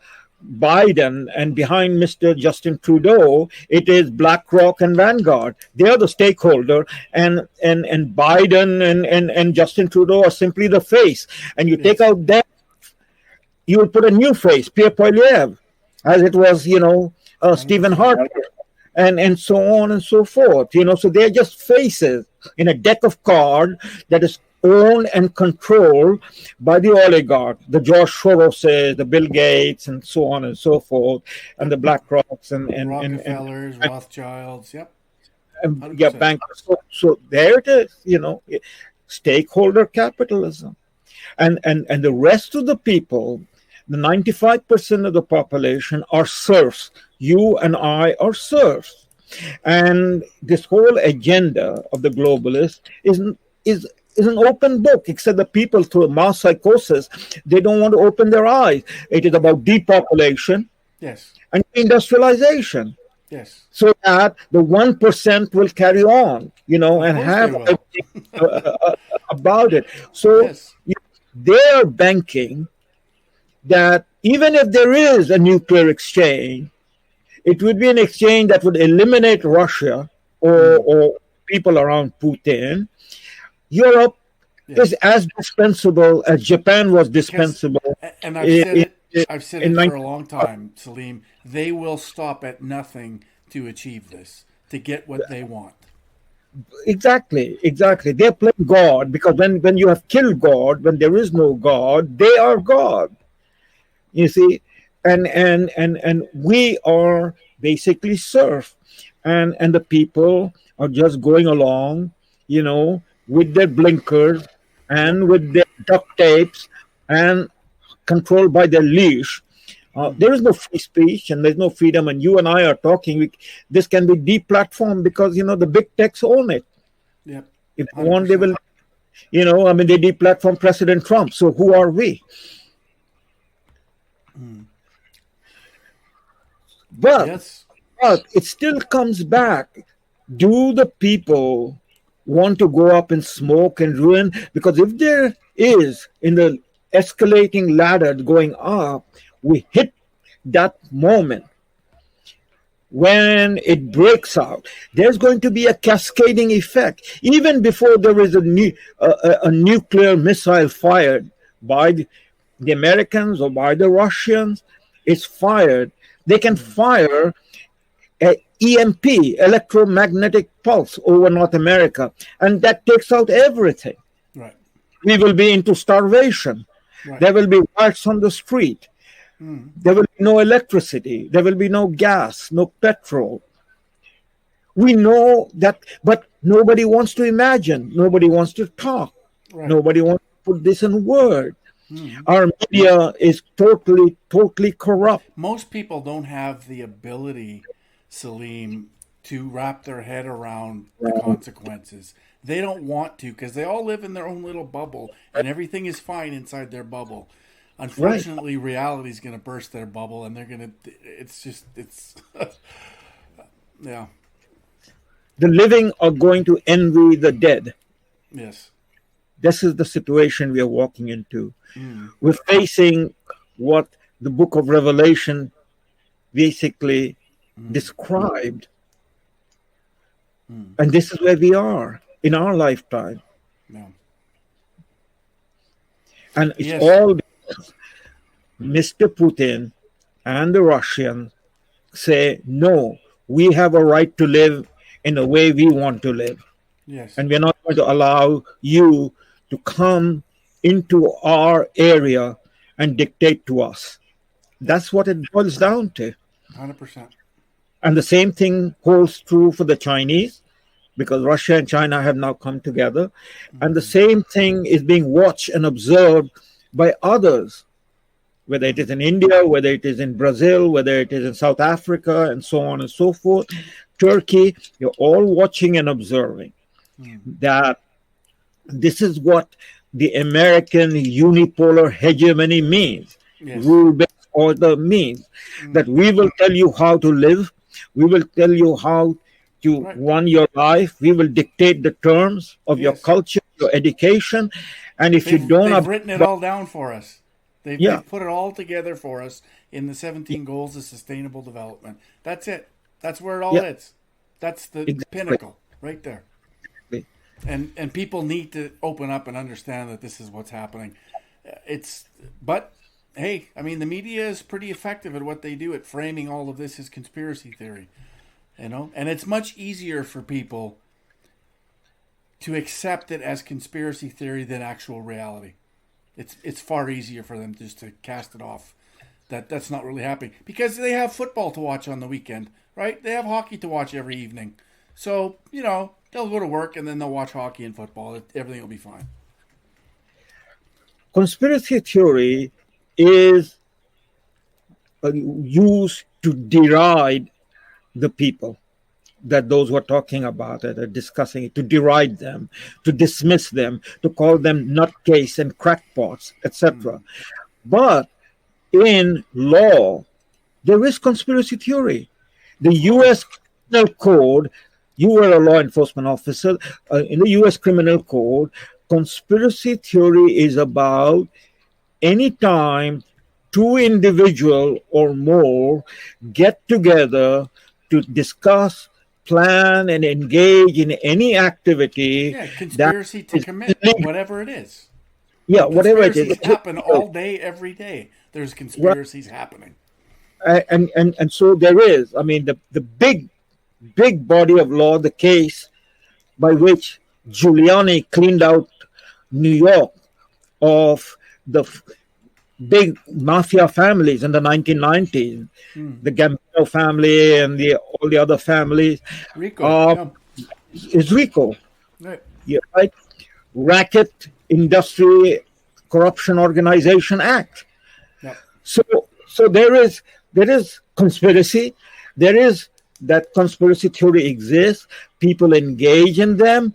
What we are talking about, you and I are talking about, is exactly pointing out those people who are engaged in the conspiracy. Well, and It is that's not just it. who are engaged in it. It's not theory. We know this. We know that Prime Minister Mulroney signed on to this agenda in '92, and when he returned to Canada, he didn't send his MPs to go and educate and inform all the constituents as to what they just committed us to. In fact, they did the opposite. They hid it. They covered it. And they called us, who identified it, as conspiracy theorists because they knew the majority of the masses would swallow it hook, line, and sinker. So it's all been by design. They've all been doing this. They're all been conspirators in this. Fact. Exactly. Because if the people knew and this was openly discussed, then the people would have said no to it. They would have rejected it out of hand, Salim. Exactly. And they would have probably told the politician trying to sell it to them that you need to resign immediately because we're not accepting any of this. But that never happened because they couldn't. And that's why Pierre Poilievre still to this day ignores it and feigns ignorance about it because he knows that his party's responsible for it and he can't possibly accept that responsibility. So he just lies to everybody and tells them I have no idea what it is, even though he's voted for it no less than 6 times. Absolutely. So we circle back to the situation we are in. All of these things will be non-relevant, irrelevant, if in the next few weeks or months we hit the wall of what is at play. What is at play is Europe is at war. Europe, led by the United States, is at war with Russia. And when that wall is hit, that is, Russia is cornered to the extent that Russia retaliates, we might very fast go up the ladder of escalation from high-end conventional weapon to possibly nuclear weapon, because that would be the last resort when a country is faced with an existential crisis of the sort that Russia thinks. We have to understand the other person, of what the other person is thinking and what is going through that other person's mind. But arrogant globalists don't care. They don't care what the other person thinks. They don't care. They have an agenda and they'll stop at nothing to achieve it. Exactly. So the last president who thought about this matter when a crisis of this nature unfolded was President John F. Kennedy. Right. He thought the matter through of what was in the head of and what did they do to him? And they resolved the problem by understanding each other and respect. That out of understanding each other comes respect. Out of talking with each other comes respect. Right. And that's what happened, and that's what led to his death, because the military-industrial complex would not have that. And that's the situation we are faced with today. President Trump walked hand in hand, the first president since the Korean War, went all the way to the demilitarized zone on the Korean Peninsula, and then walked across that demilitarized zone and shook hands with Kim Il-jong. It doesn't matter who Kim Il-jong is in terms of his values, his ideas, his ideology. He is the man who holds the button to nuclear weapons in North Korea. President Trump met with him to understand him, to talk with him so that he can understand him. And there was the possibility and opening of a whole new agenda. But then Trump was removed. And the globalists could care less what Russia feels or what they think, because they don't care. It's irrelevant. They want to achieve what they want to achieve, and that's Exactly. American hegemony. That's globalism, global governance. Everybody being dictated to from that position. That's it. Exactly. That's what they want. Exactly. All right, my friend. Well, it's I'm at 2 hours and 14 minutes for this one, so I think we'll end this one for tonight.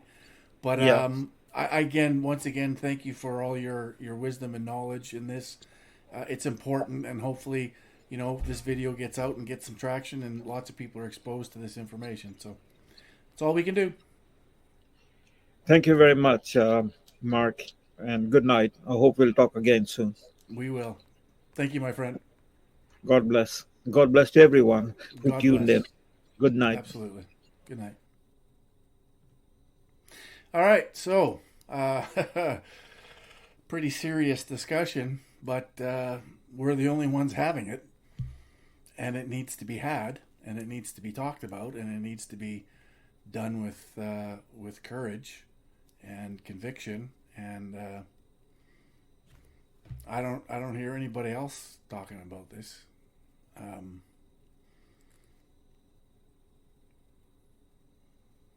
yeah, we're in pretty serious times. There's no doubt about it.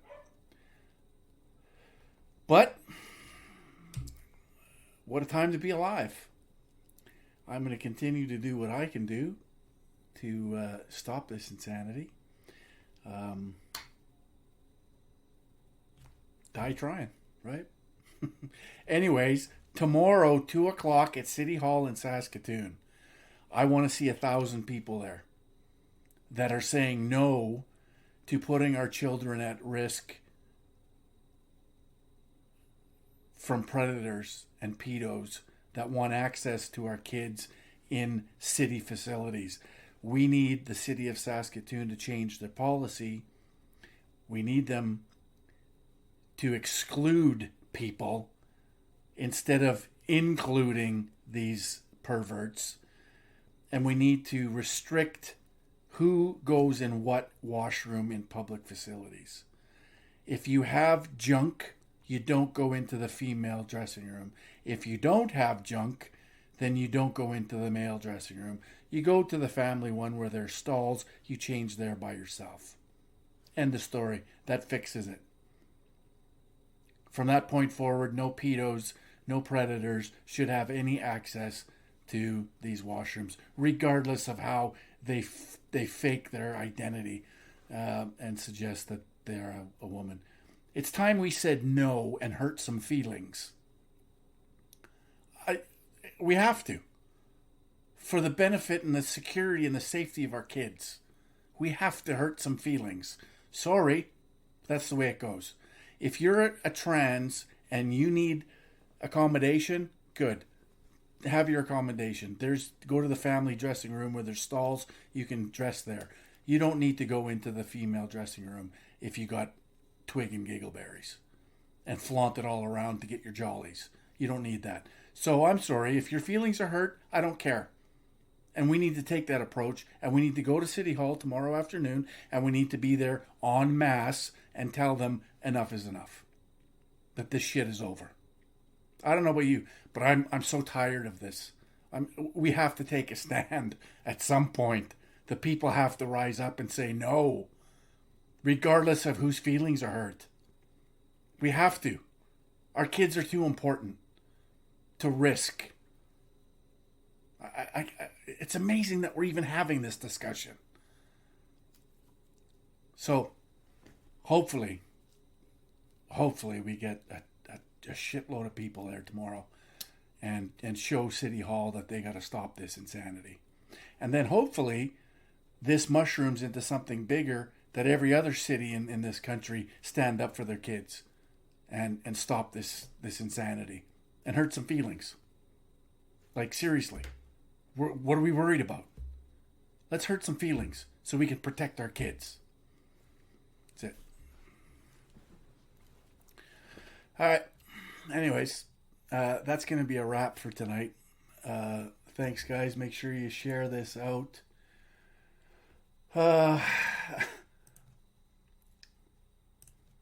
Again, I'm just astonished, actually, that we still have to talk about these things.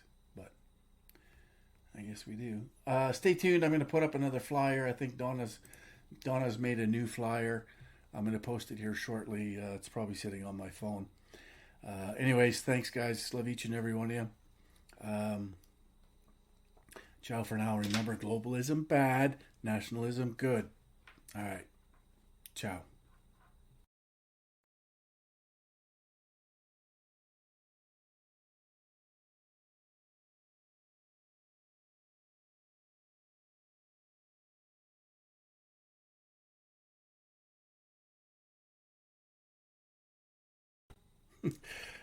Sorry. Yes, March 4th in Calgary at South Victory Church. Myself, well, here, let's just put up the flyer. That's around here somewhere. And where is it? I thought I put it up. Oh, yeah, there it is. All right. Thanks, Dominique. I apologize for forgetting, but, you know, a friendly reminder is always good. So, there it is. Let's Talk Truth Conference, UN Sustainable Development Climate Change Agenda. Myself, yours truly, Salim Mansour, who we just listened to, our national treasure. Mark Morano from Climate Depot down in the States. He's fantastic. And Rayanne, who's going to speak about, Rayanne Spottingbull is going to speak about UNDRIP. And then we have, of course, Archer Pulowski. So there it is. Let's Talk truthconference.com. And yes, the organizers are charging $50 per person because this type of thing costs money. And they're bringing speakers in from the States, from around everywhere. And it costs money. So, and they're also providing a meal. You get to eat when you're there. So, you know, $50, it is what it is. There you go. I hope to see all of you there if you're in the Calgary area and want to listen to some truth. That's that. All right. There. I did my duty, Dominique. And that's a wrap. All right. Ciao for now.